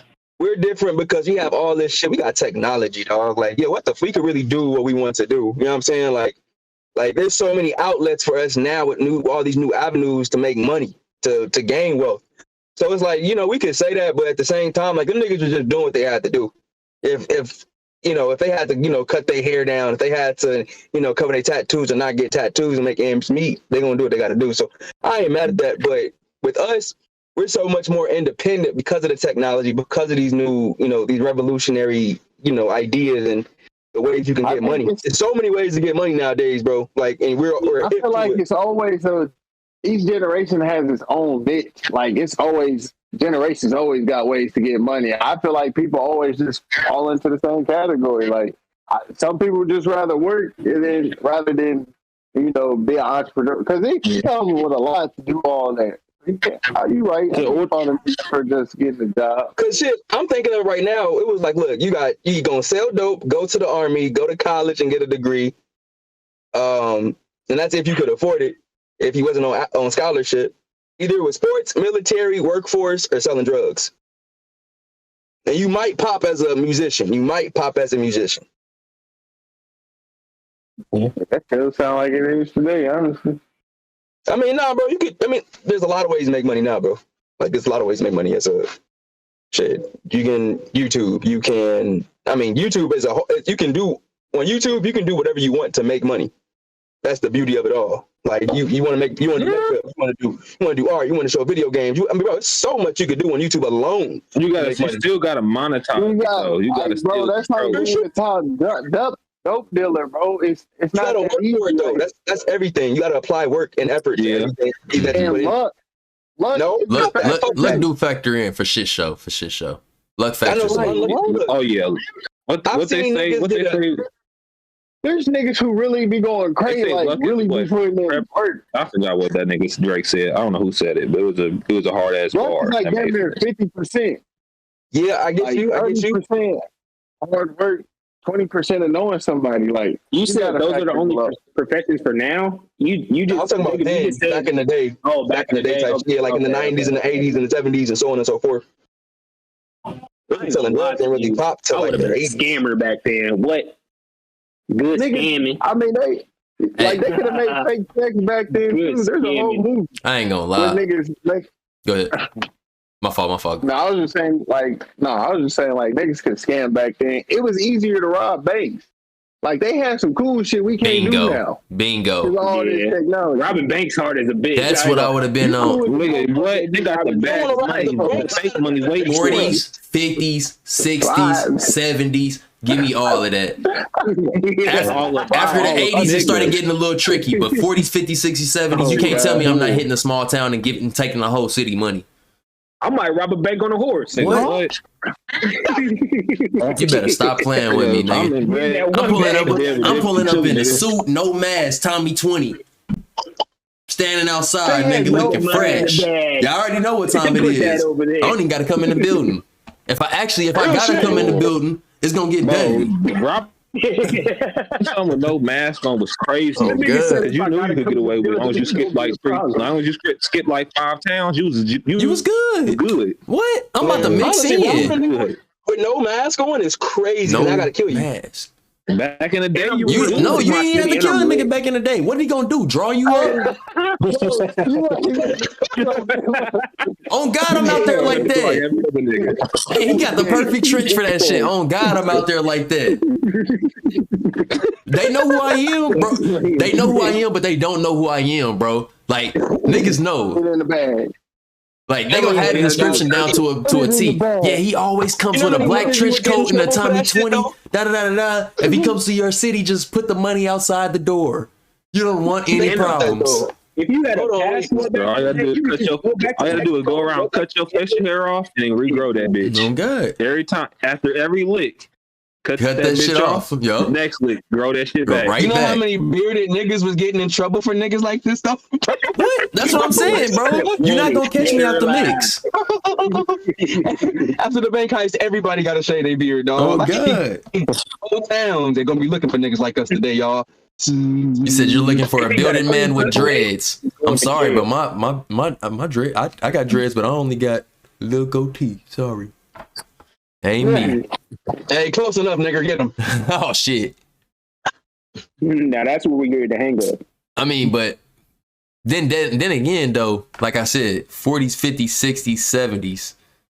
I'm probably whacking the cop, too, if they ask too many questions. Oh, yeah, with the Tommy guns, and these niggas got the little blam. What the fuck? That's what I'm saying. Like, I ain't really worried, because, like, they don't do it how, like, the reason that they started having 2 cars pull up before they even hop out the car is because so many niggas used to and gone. You know what I'm saying? And they had that Saturday night special, the little revolvers, and niggas got Uzis out there, dog. I was watching a documentary on that. Niggas had to switch up for their safety. Yeah.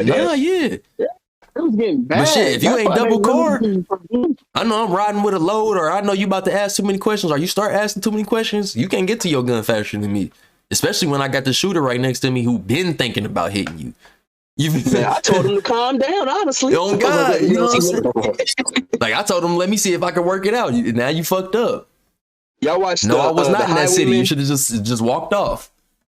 What's the TV man? I think it's the Highwayman. Yeah, I seen that motherfucker. Bonnie and Clyde. Yeah. Bonnie was a bad bitch, dog. Letting motherfuckers have it, goddamn. Oh, God, bro. That's what I'm saying. I'm going to always have a little writer like that. Yeah, I would have been there what they did way more, though. Like, I don't think, I would have been going across the country really hitting there. I would have been zigzagging East Coast. I'm trying to tell you. West, down south again. Hitting there. Oregon, Cali. It would have been, and then figure eight back around. I'm doing them so bad, nigga. I'm probably pulling into the towns, nigga, that I'm like, cause I probably wouldn't even do nothing but like every 6 months. So I'm pulling into that town, working a job for you, nigga, seeing how the whole little small town work, nigga, seeing how much money actually here. And if I like that motherfucker, I'm hitting that bit. Then I'm moving up. You know what I'm saying? Like, on to the next one. And like you said, bro, I'm zigzagging, man. Like, but it's gonna be different jobs. Like one week I might, or one month I might be working for the police force. I'm in this bitch on the force. Who we looking for? Somebody bank robber. He just da. Oh damn, that's crazy. Right. Like, that's crazy. I think there you go right there. Oh God. Hey, get down.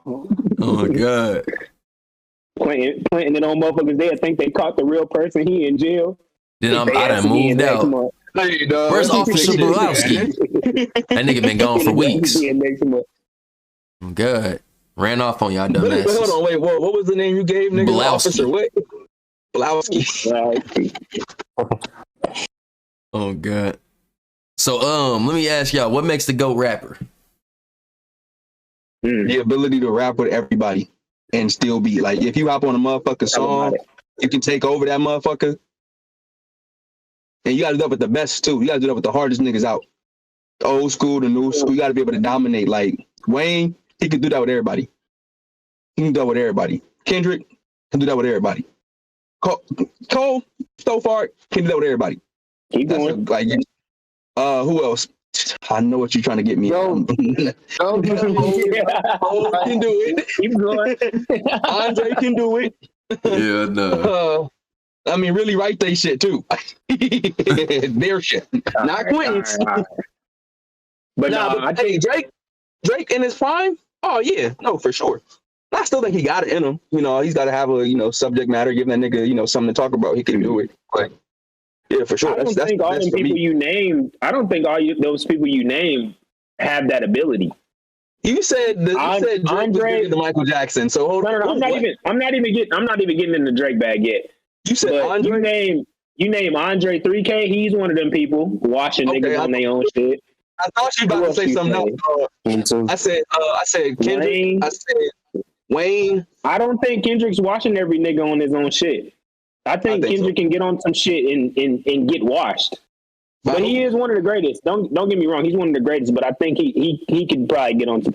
If you put him up there with Jay, Andre, you know what I'm saying? Like that type of caliber song, like a song we ain't even never heard before type shit. I feel like that nigga's right there with him. He would give him a run for their money, but I'm not saying he's just going to take it over. Like Jay, he'll take it over. Wayne could take it over. I wish Andre there was like could take it over.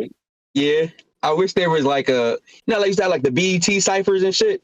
I wish there was a way to get the greats all on a track together to actually say, yeah, you the rapper of the year. Okay. Like you the nigga that you can do this shit. That'd be hard as fuck because you know what I'm saying? Like, and it'd be slick ballad. Hey, Wayne would have had that bitch for 10 years. I don't know. I feel like Hov definitely would take it from him. He said, because he comes on some freestyle shit. New York rap originates in New York. I don't think that anybody not from New York can out rap a nigga. You know what I'm saying? Like that's the mecca of rap, and this nigga is a byproduct of it.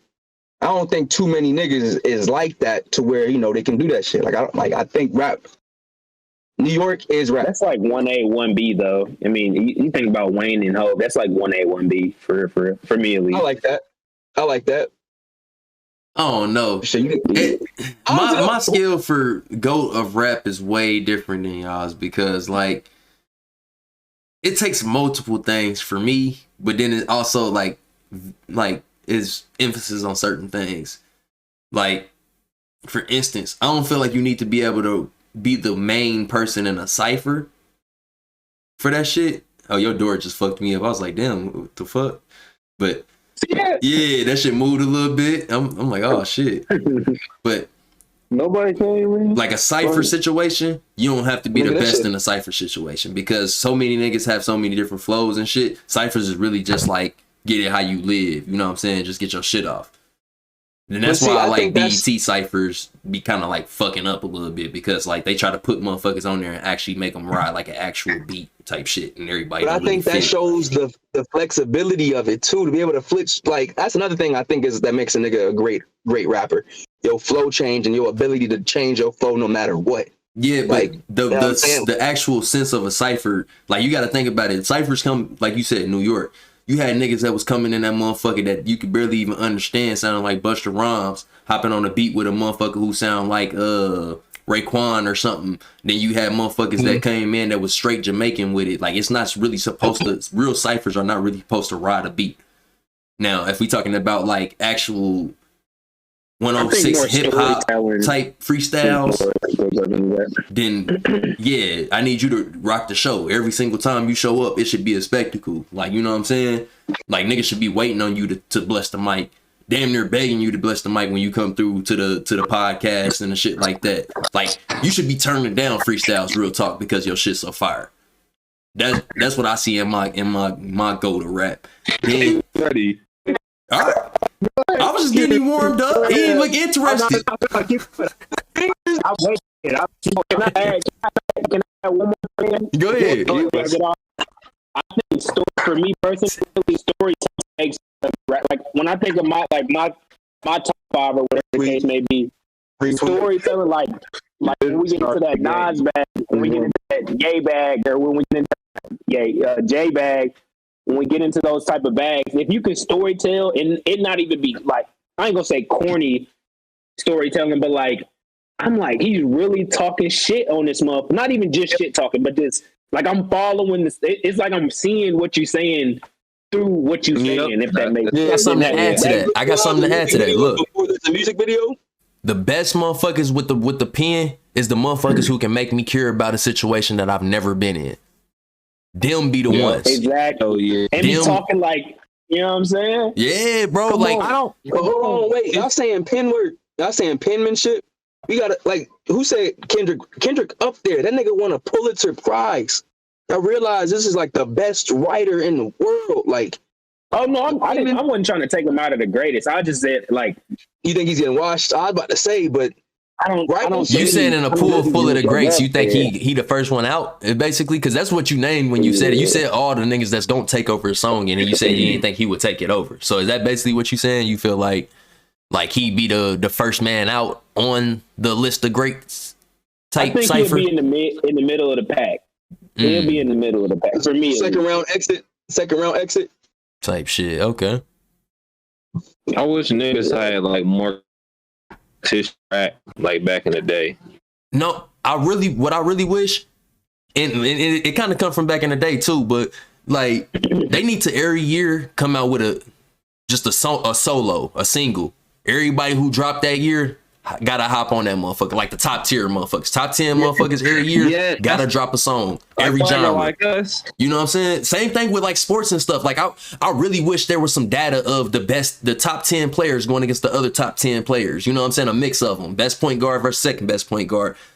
Versus second best shooting guard first. You know what I mean? Like stuff like that. Where you can really see like, like pair them up and really make them go head to head so we can see like what's what, you know, every year, each and out. Because imagine really going through that for your years. Like that with swagger like us, they had all top motherfuckers hop on that motherfucker. On good. And that's why I always fuck with like the DJ Khaled shit. I know what we said in previous pods, but like I always fuck with the DJ Khaled shit because it do like mix up and mash up the motherfuckers, but it's like not no grandiose stage. Like if niggas know it's the top 10, they coming with a different type of heat than just a swagger, like a beat that a motherfucker put in front of them that they probably didn't even record together. You know what I mean? Y'all remember on BET when they had like the rap battles? I need that with the hardest niggas out. The niggas that I need that, bro. That'd be different. Big Tigger's yearly top 10. Rap battling don't really got nothing to do with man. Though. Like when we think about greatest rappers, rap battle. That shit it's not really so much a rap battle, but it's like I'm gonna give you a story, I'm gonna give you a beat, I'm gonna give you a subject matter, rap on it. Not yet. Think more like BET the Basement. Think more like BET the Basement. I wouldn't be mad at that. Yeah, no, we're having these conversations. This is like a damn near generational conversation here. It's like, man, ain't no way these niggas ain't set this shit up. It's almost like niggas is scared to find out who it is. And I say Kendrick because that nigga, when he did the control shit, he was really calling out everybody in the game. He wanted to smoke, and nobody, the only nigga that was me. You know what I'm saying? Like you supposed to, and me came, and shit was cool, but it wasn't controlled, but it was still cool, and he still stepped to it. And that's what I fuck with, because it's like, all right, nigga, you think you the best? I'm gonna show you what I got. Even if it's not, I'm gonna still like. He the only nigga I can say to actually step to Kendrick when he said that shit. You know what I'm saying? Like. There's quite a few. Yeah, you're right. I put the first nigga I could think of on top, but it was no big names. He caught a lot of big name niggas. No, I feel I'm sure Jake did one. It was more people who wasn't named that came out with shit versus the niggas that was, which was the part that fucked with me. It was a lot of New York niggas mad because he called himself the king of New York. Yeah, that's wild. But I'm talking about the rebuttals and stuff. Like I heard more rebuttals. Like really, the only other person that I heard name that was on there was Ab-Soul, and of course he's gonna answer. You know what I'm saying? And like Schoolboy and shit like that. You know what I'm saying? The song was Schoolboy with him and Cole did Nicki. Cole did something I forgot. Yeah. Is with the TKO, it was real. He just called it out. Go ahead, get your shit off, Q. Okay, just first the question is, so are we talking about just like rap? Just like, I mean, nothing to do with like music. We're just talking about straight up rap. The ability. I don't know if they. The rap, I asked the question, but I don't know what I was. It's just really a lot that goes into that. I didn't look at it like that. I look at overall success in your penmanship, but mostly penmanship. Everything. I said rapper, so I guess it's overall. But it has to be. I was just going out penmanship. Ability for one, to be the best rapper is the ability to rap. Well, yeah. For one, you gotta be a good rapper first of all. Two, high tier. Timeless music. That's probably one of my. No, that's probably my number one thing. Timeless music. And if you can't name like if you can't go back to an album, like if you call a nigga a GOAT, but you can't go back to an album that he made like 5, 6, 7, 8 years ago and still say that's a banger, then he's not a GOAT. Oh God. Good point. That's valid. That's just simple as that. And shit. With me, bro, it's like storytelling goes in there. That's why Nas is my favorite rapper, because I don't care what nobody say. He the greatest storyteller to ever live. With you. And shit. Just like I said, timeless music, but also rhyme scheme within that timeless music. So, I mean, I don't really disagree with anybody that y'all said. But I'm trying to think of who, like, those are the things that make a GOAT rapper. Because look at like Snoop. Even if this is not your favorite album of all time, Doggy Style is probably the best hip hop album of all time. You know what I'm saying? Even if it's not, there's a lot of niggas that's not just like, I'm not saying for opinion wise, I'm just saying for objectively wise, you know what I'm saying? But you look at Snoop, you're not gonna say like he's the hardest lyricist or nothing, but that nigga's everything that he's what you call that? I can't think of the word. Rapper. He's the fundamentals of a rapper. You know what I'm saying? He does everything a rapper. Like Tim Duncan. Yeah. Tim Duncan on the rap game. Hey, that might be the title right there. The Tim Duncan of the rap game. Yeah, that's what I'm saying. So it could be it's niggas here that's not like in the, you know, real lyricist conversation, but that's why I get that's really where it gets slippery for me. Type shit. But as far as those things I said, those make a GOAT rapper. I don't really disagree with a lot of shit y'all said. So.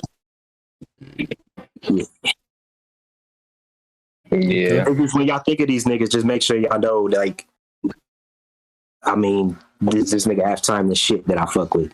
I got a question for y'all. What region has the best rappers?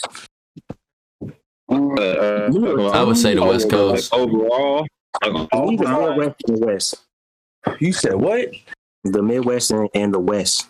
You said the Midwest got the best rappers? I don't know about that one.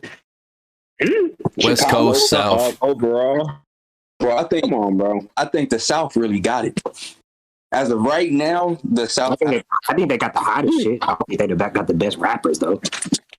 Like, yeah, Like I said, it's a mix. It's a mix of South, because the sounds that come out of the South, amazing. But niggas rapping on a beat, the West Coast been had that shit, bro. Anybody who can go strictly just that West Coast sound, that rapping sound is nasty.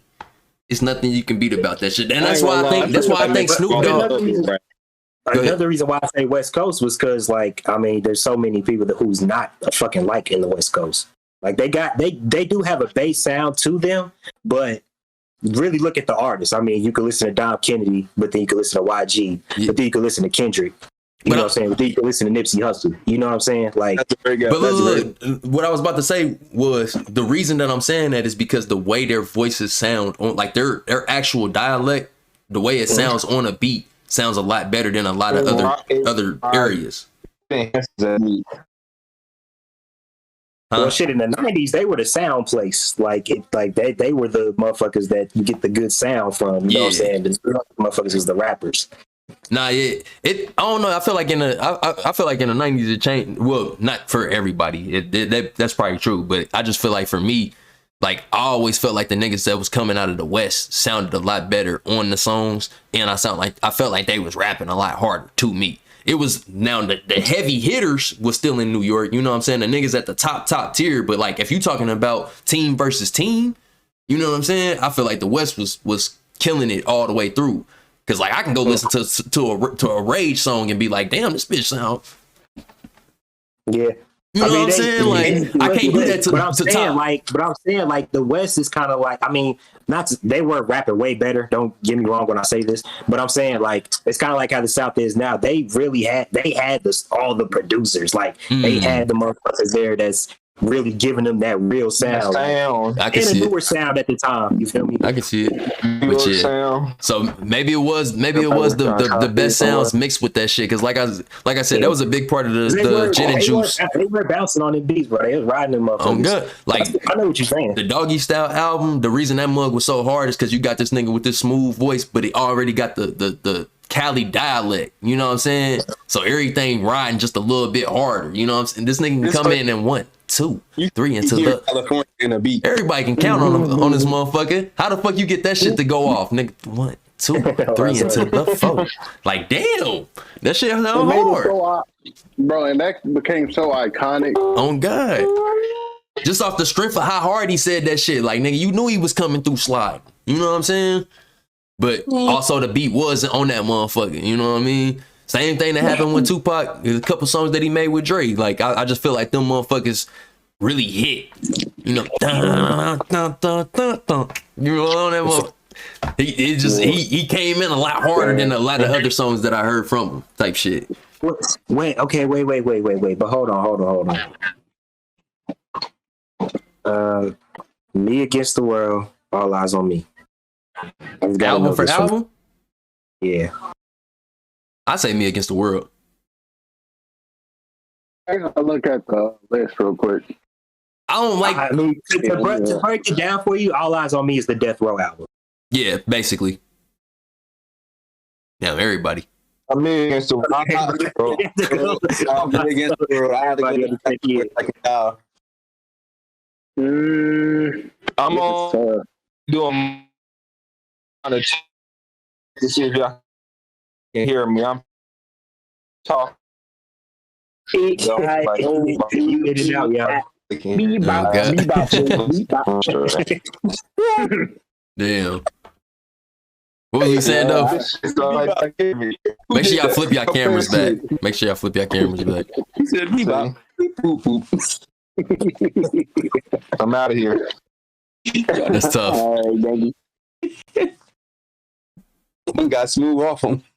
No, but yeah, it was. I don't know. I don't like distraught Pac.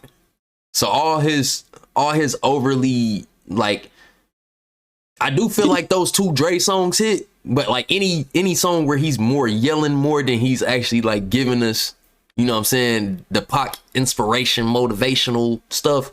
I don't know. I just don't. Yes, overall, yeah. Overall, I can't rock with it for too long. But a couple songs is fun. But like niggas spazzing about the Biggie diss. I never liked that diss. I hated every last minute of that diss. I despise that diss. I don't like it. What you mean? I'm not a big fan of it now, but when I like first heard it, I used to buff that shit.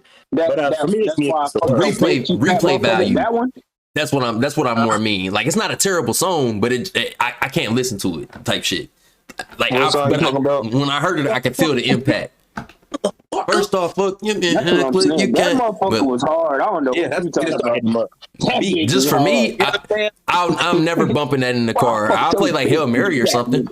I'm not gonna bump it, but if it comes on, I'm gonna rap along with it.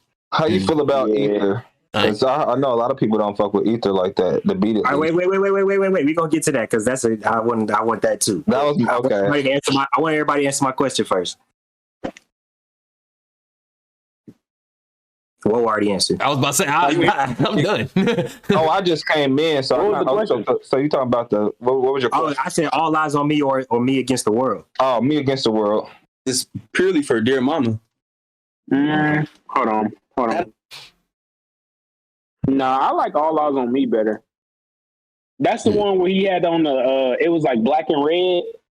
Yeah, I like that one better. It's Me Against the World for me.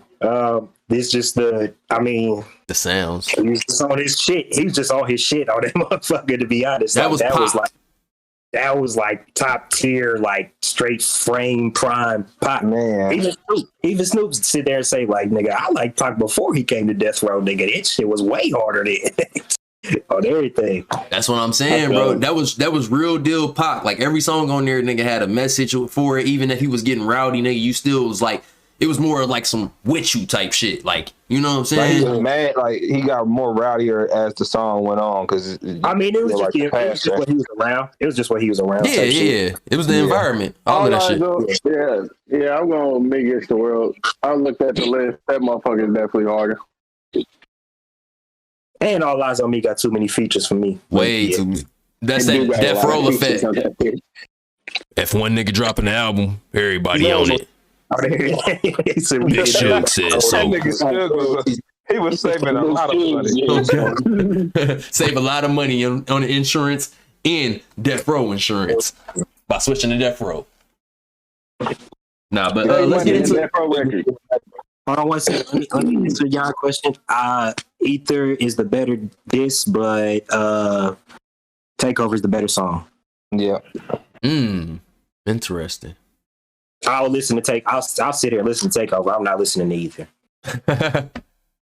Yeah, that's how I feel. That's how I feel about the Pac diss. It's like, shit, if it's in the movie or, you know what I'm saying, some type of documentary, then I'll listen to his verse. But every nigga that came after Pac, I'm cutting it off every time. Yeah, I feel you. This nigga, he was like, what did he say? My folks told me all your kids don't grow. You motherfuckers can't be us. So this nigga was really like, it's like hardcore poetry at the end, motherfucker. You know what I'm saying? So facts. That is my favorite part of the song, the end. He's really talking shit, rapping. I'm talking to you, Big, and anybody problem with it. So I'm letting him know. Tell us something, better back the fuck up or you get smacked the fuck up. Oh, what? This nigga's mean. That nigga Tupac was going through it around that time. Man, it felt like it was him against the world for real. For real. I swear, bro. Big was like, what the fuck is you talking about, nigga? What the fuck are you talking about? That nigga was lost. That caught that nigga off guard. He was like, what? Hey, yo. Hey, I'm trying to think. Probably like, fuck me. Nigga just said, fuck me. I ain't do nothing too much. Just woke up and nigga talking about fuck you. Oh, God, bro. Long after that, though, or before that. You know what I'm saying? Like, well, the Who Shot You? It was definitely a horrible time.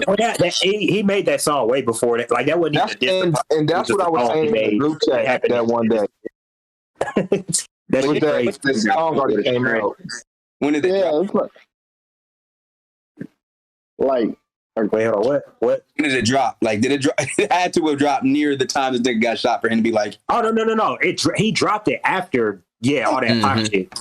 Yeah, that's why I said it was just a bad A&R. It went perfect today. Yeah, that's all that really boiled down to. Niggas not talking it out. Yeah, he dropped it for that. Niggas back in the day, so. Yeah, he ain't really, you know what I'm saying? So was Tupac a narcissist? Because that nigga felt like Biggie had something to do with him getting shot. I don't know. No, because if you drop, cause that's what niggas were doing back in those days too, though. They were dropping diss songs and shit when they really did that shit. Oh, God. So that nigga was like, the story with him bucking at the cops for something, that's some real selfless shit. Nigga, a narcissist be like, yeah, that's that nigga problem. You know what I'm saying? Oh, well, keep it pushing. That nigga bucked at the boys, not knowing that these niggas was boys, but saw another nigga in distress and was like, I got you. Super selfless. Super selfless. And then you just listen to his music. His music is selfless. I mean, but the nigga did tell a nigga I fucked your wife, you fast fuck. Mad because I think you shot me. You think you shot me, though? Yeah. No. I'd fuck your wife, too, if I thought you shot me. I had something to do with it. Even if I didn't do it, I'll say in the song. What did you do to make your wife go is the real question. Right. Exactly. That seems like a you and her problem. That seems like a you and her problem. Y'all both took the same vows. You said what? We seen the movie Biggie was no. Yeah, Biggie was no saint. Like that. Was no fucking saint. He had little Kim Goin. Oh, good. Yeah, little Kim out there being all shy and shit. But no, titties out. That's what I'm saying. Like, I really think it could have been just because how young they was, the situation that was happening, and the situations that was happening around it. Like, she definitely probably seen Pac and was like, "Yeah, we gonna get more than this picture right quick." Like, I can easily see that happening, bro, because she was on some get back shit already at the time. Like, you know what I'm saying? She knew what was going on with Kim. She knew like about the tours and stuff. Like, and a nigga smooth as pot, you know what I'm saying? Walk up. Oh, it. Let me get this get back real quick. You mad at him too, right? You know what I'm saying? Like, I can see that shit happening. And Pac, like you said, and they was hella young. We be forgetting how young them niggas was. That's what I'm saying. Music. And like just how they, right. They was like 20, 30, 24, 25. Bro, that's crazy, bro. Imagine how you was at that age. I mean, we not too far removed. Hey, you know what? I'd have did the same thing. I'd have had faith going crazy. Bro, you just survived the killing. Like, nigga, like I said, a motherfucker dropped the song. Like I said, horrible A&R. That's all that was. Horrible A&R. Yeah. That song shouldn't have came out for another 6 months by default. Man, anything about shooting should have been put to the wayside until shit was figured out. For real. What? Horrible A&R. But like, it's why I fucked your bitch, you fat motherfucker. Not only he fuck your bitch, he coming at your insecurities too. Come find him. Because he was mad though. I thought I was about to die. Then I wake up to your fat ass looking like you about to finish the job. Then I go to jail for a couple months on some shit that I know I ain't do, and I hear your shit while I'm in prison talking about who shot you. Oh yeah, I'm on anything. It's R.I.P. Biggie out this motherfucker. I lost in jail like this. And we the two biggest rappers right now too. Oh yeah. Like, you hear this shit? You hear him? Pac. You trying to get me out my spot. You trying to take me out my spot. Especially which I hope there's like a Pac and Biggie movie coming one day, or like a better Pac movie or a better Biggie movie. But they need to show the actual relationship between them niggas. Like, bro, this wasn't just a nigga that he knew. Bro, this was the nigga that was on the come up around the same time that he was catching his fame. So he was still humble. You feel me? Mm-hmm. But that nigga on like tour after tour, like was fucking with Biggie heavy. It was really. They was friends. I'm in passion of music. Yeah. You know what I'm saying? And then we going through the same shit together, so you're not alone in all of this, bro. You got motherfuckers trying to extort you and use you for your talents. Bro, let's be friends. Niggas was, man, that's fucked up though, how that really played out, because all on West Coast and East Coast shit. Like, they put that on some kids. They really let that beef get put on some kids' hands. W marketing, but terrible marketing. Them boys were sacrifices, honestly, because hey, look at the success of Puff and of Death Row. You know what I'm saying? Like, the niggas came up off of that. So it's like, hey, what the fuck? That's all it was just, you know. What was that? That's all it is. These young boys. On some same shit. On some same way too, though. That's crazy. Like, niggas both die in a car. Like, that's fucking crazy. But the nigga in the car with you, who's driving you, is cool. Come on. There's no way Suge didn't get hit more than once. Like, bro, I don't. Something ain't right about that. Yeah, Suge was a nasty nigga, so I believe I believe he has a hand in that. Yeah. I wouldn't be surprised if Puff did too. They both taking advantage of what niggas got. No, come up. Like, I ain't saying Puff, I'm not saying that he didn't. I just know I feel it in my bones though with fucking for Suge. Mm-hmm. Yeah, there's no doubt. What we say about Conqueror shit? It'd be the ones you wouldn't expect though. Fuck around, be P Diddy behind the whole shit. But you never know. There, he that nigga. He's Geppetto for real. That nigga out here going crazy. Hey, Chuck Knight was on some real like villainous shit. Like, he should actually have a movie about him and his villainy. Because that nigga was on terror. That nigga need a Marvel villain movie because that nigga was going crazy. Nah, but at the barbershop. I had peeped some shit though. My OG was putting me on game on some stuff. I don't know if it's true, fact or fiction, but basically that a lot of that shit that you was hearing about, like the extortions and stuff going on with, like, for instance, Vanilla Ice situation, was because like the dude beat that he got famous off of, he never paid him for the beat, and that dude was signed to Death Row. So like, Buddy came up on him on some like. They tried to go through the legal system, and didn't work. Then he hung that nigga off the roof and they got him paid type shit. You know what I'm saying? So like, a lot of the stuff that you were seeing bullying wise, hell nah. A lot of the shit that you were seeing bullying wise, motherfuckers was really like trying to like run some people, some legit people, they bread, but it just wasn't no really lawful way around that shit. But that's I don't know if that's true. That's just what I heard, and it would make sense though, because I mean, Yeah, if that nigga's that's cool. So why did he do that to Easy then? Now, see that I ain't saying he all good. I'm just saying some of the shit was cool. If that nigga really did that to Easy, bro, that's some crazy shit, nigga. First of all, why do you have that bio walking? Like, I was just about to say that, Jake. Why do you have that on standby? On standby. Where did you learn that from? I'm about to get this nigga shot, bro. That's too far for a record deal, bro. Dog, that's too far. You could have waited a couple years or let this nigga finish his last album on my under contract or whatever it would have took, bro. This is crazy. He's a real life evil villain. Like he's a evil villain. Bald niggas be the evil villains, dog. Real shit. Lex Luthor, a bald nigga. Luthor. No, he's Kingpin. He said he the Lex Luthor of the music business. He was a legit Kingpin though. There it is. Kingpin on God. All right. Let's not be here all night. My fault to cut y'all up, but let's not be here all night. Jan, go ahead, crack us into these segments, man. I should have it already up on the screen. So y'all just be able to tap in real quick. Let's get into these motherfuckers. Oh, that Hogwarts, boy, that motherfucker gonna be so fire. Yeah, Hogwarts, that shit legit. Like, I'm not okay. We're on Atomic Heart right now. Yeah, Atomic Heart.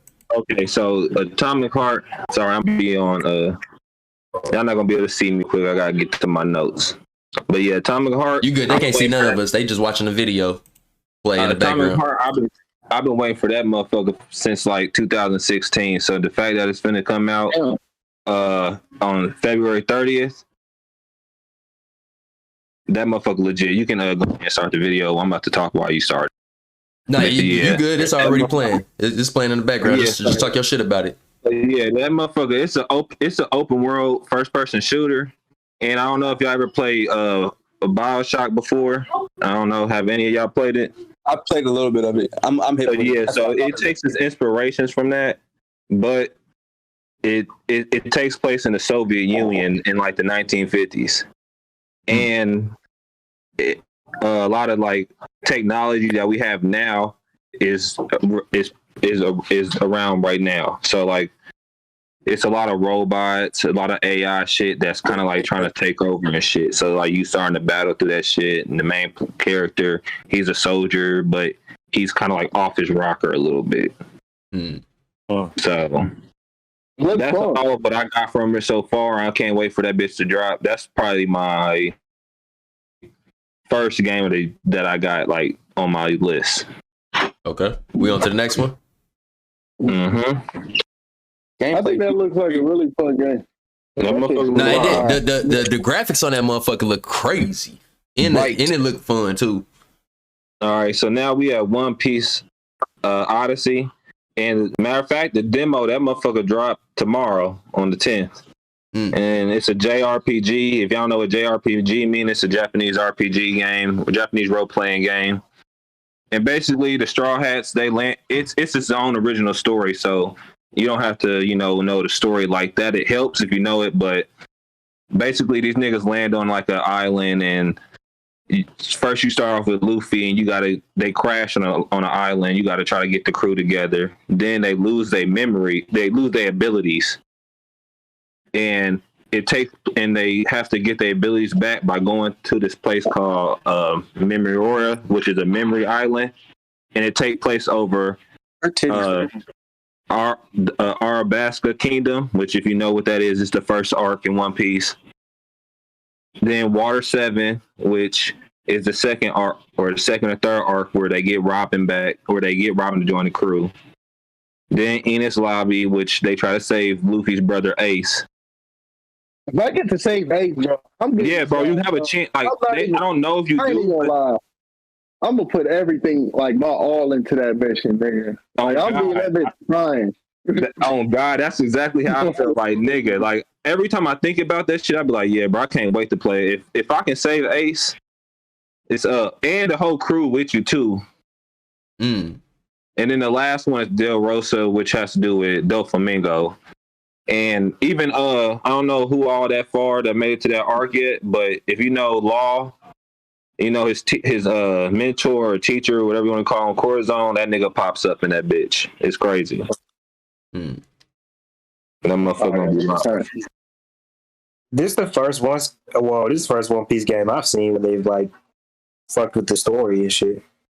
If you play the Pirate Warriors, they kind of fuck with the story a little bit. Okay. But this one is kind of like, so the story, like you're going into the story. Luffy or some people already know like what happens, kind of. Right. Yeah. All right. We can go to the next one. All right. So then we got Resident Evil 4. I don't know if y'all ever played Resident Evil 4 back in the day. But yeah, this is another game that I fuck with heavy, and they remaking it. And I can't lie, I don't really fuck with remake games like that, but Resident Evil been doing their thing with 2 and 3. Them remakes been going hard. So, and Resident Evil 4 is probably arguably one of the best Resident Evil games ever. So they ain't really said a lot about it, but I think only because the story's already been out. But they really leaning more towards the horror element. So. That'd be smart, yeah. I think that would be really good. That's crazy. Yeah, you gonna lean more into that shit. That shit used to already have me scared. You feel me? I didn't play that bitch because I thought I was scared of it. Oh god. Good. Yeah, that was my shit back in the day. Dude, they made a remaster to it like in 2016, but it wasn't nothing what they're doing now. Like they overhauled. Like it ain't just like a retexture or Nah, I'm seeing. This motherfucker look crazy. Like that motherfucker go hard. I can't. Yeah, that bitch drops on that motherfucker drops what, March 24th. Nah, and the crazy part about it is I played a lot of like game development games. So a lot of this stuff that they doing, like biometric cameras and shit like that, the movement, the way that they move, where they can move, a lot of that shit probably wasn't even available. So like when they retcon this, the way that they did it, like they really actually remade the whole game. Like they didn't just port it over and then fix a couple bugs. Like this is all new code. You can tell his movements is way more smoother, bro. Yeah, and they've been doing that. Even the areas is way more smoother. Like the way that it looks and the way that they work. You know what I mean? Go ahead. They started that with Resident Evil 2 back in like 2019. That motherfucker was amazing. I don't know if you ever played the original one, but we was hella young. But Resident Evil 2, the remake. That's that shit. So to see 4 like that, and I like the old version of 4, I can't wait. But yeah, that bitch drops March 24th. Okay. On to the next one. I think that's Hogwarts. Yes, sir. Oh yeah. See, right here, my Harry Potter brothers. I'm really not a Harry Potter fan like that. I am, but this game, I just became one. Oh god. Harry Potter, man, I don't know. Like this shit is so expansive. Like the even down to the creatures. Like look what he's writing right now, bro. Like and that's not the only thing. You got giant spiders. You got trolls. You got all these mythical beasts. And look at the world. This shit looks just like Hogwarts. That's crazy. This takes place before Harry Potter and all of them are even in the story. Yeah, this is like this is like 1800s. Yeah, this is. I think so, but they said many years before Harry Potter or whatever the main villain is. I don't know. I can't. Voldemort. Yeah, shout out to me on Harry Potter, man. I'm not a Harry Potter stan, but I've seen all the movies, and I do fuck with Harry Potter. So no, what sold me on this game was the combat I saw on this bitch. Like they go ahead with. Hold on, I gotta see that. Yeah, if you, I don't know. I ain't never seen to the combat part. Whoa. Oh my gosh, they be going in with this. None of that. Yeah, let me see that. In the movies, is this a solo or is this you play with your friends? Or no, I think it is only solo. Which I was going to ask you about that anyways. Is it? I don't know. No, it's online. It's online. Oh yeah, it's online. Yeah, I think they said it might get multiplayer. Okay. Oh yeah, multiplayer. If it gets multiplayer, this motherfucker is going to be in potential game of the year. Oh god, classic. Get nasty. Game of the year. Because this is the type of shit that I would want to play with the homies. You know what I'm saying? Kind of like emerge into a different universe. You know what I mean? Yeah, because like you can go. So it takes place Hogwarts Legacy, which Hogwarts is the school. I'm assuming. I don't know if it's probably like that, but I'm assuming that's the school. Hogwarts school. Yeah. So you go to like you got to go to class and stuff, learn, practice your magic and shit like that. But then you can get into the open world explore. I'm pretty sure if y'all know Harry Potter, the Forbidden Forest. Yes, with the huge fucking spiders, with the fucking centaurs, with the fucking trolls. They got dungeons. Enemies like massive trolls, giant spiders, and dragons are all you will be facing off, and that's just some. But that dropped. Is Voldemort still the villain, like the main villain, or is it? It's before that. It's for him. So they said when I was watching the video doing like my research and shit on it, they said that like I don't know, I forget the name of it because I don't watch it like that, but they say he might be related to him. One of the villains that are in here might be related to the actual main villain. Lure. It's Hey, if this game hits the way it's expected to, they might be on to something for the next few years. Oh God! I'm gonna lie. They've done this before. Like, they've had Harry Potter games, but it's not to this, bro. Never have you ever been able to fight niggas like that. Oh, and for my they literally made the Harry Potter game that motherfuckers wanted. The customization for your mans is up there. Oh, that's hard as a bitch. Yeah, this is getting copped. Not even a question. No, it's getting copped. You gonna see that motherfucker up there? You gonna see a motherfucker out there with dreads, a black nigga with dreads, talking about some whatever they be saying. I don't know. Excelsior. Oh God. But yeah, that's Hogwarts. That bitch dropped February 10th. Bro, this is great. What's good, Ike? That's a month away. Come home with me. God, that's definitely coming home. You gonna cut that bitch? Where am I going to? Shh, this one's on the house. I got you, brother. No, all right, but I got one piece for us then. Bet. I was about to say. You got the I had an honorable mention since I couldn't find no good videos for it. But if you got a Switch, if you played Legend of Zelda, Breath of the Wild win, fear not, but May 12th, Legend of Zelda Tears of the Kingdom drops. And that's a sequel to it. And that motherfucker was Game of the Year for 2017, and I love that game. I love Breath of the Wild, so I can't wait for that bitch to drop. Nintendo like to keep their shit on a tight lip, so I can't really find no videos of gameplay. They really don't got none of it. So Ike said that he almost done with Breath of the Wild, and he said Tears of the Kingdom gonna be fire. Right on. Yup. Like a good one. Okay. Anybody else got anything else they want to get off before we get off? Pause.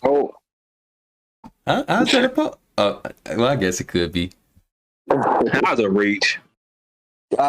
Maybe, but that nigga said, Nope. Ike said pause too. Damn. Thank you. That made me say it. You know what I'm saying? Maybe it was the way I said it. Name is my favorite Smash character. That's it. Yeah. I do want to say something before we get off here. I meant to say it on our last podcast before we got off, or before that we had last year, before the end of the year.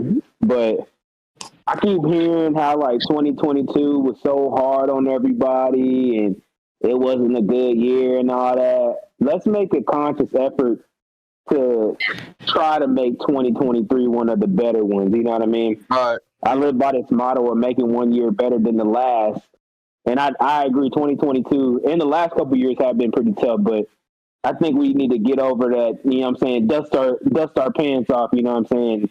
Put our big boy boots on and make it a better year. Sometimes you just gotta get back on that bull ride.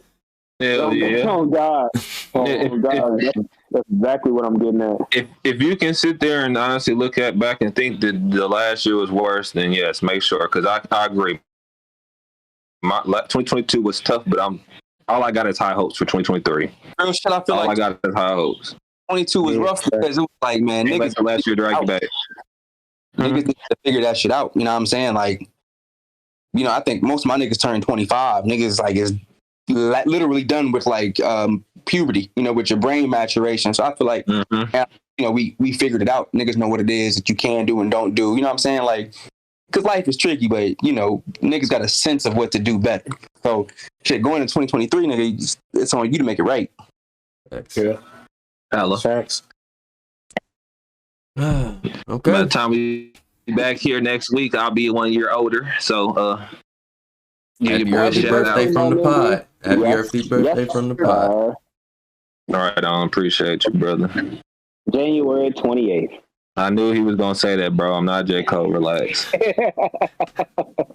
Ike said happy early birthday. Right on, Shit. Ike. I've been Woski the Broski. Y'all get y'all shit off real quick. Man, Down here per usual. Jacob Druid in this bitch, man. Kill the boy and let the man live. I'm the king in this motherfucker.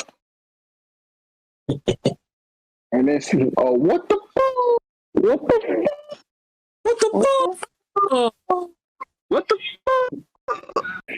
Well, what the fuck? Smoking Zod, drinking gin. We them niggas from the creek and we gon' fucking win. Smoking Zod, drinking gin. We them niggas from the creek and we gon' fucking win again. Tell me how that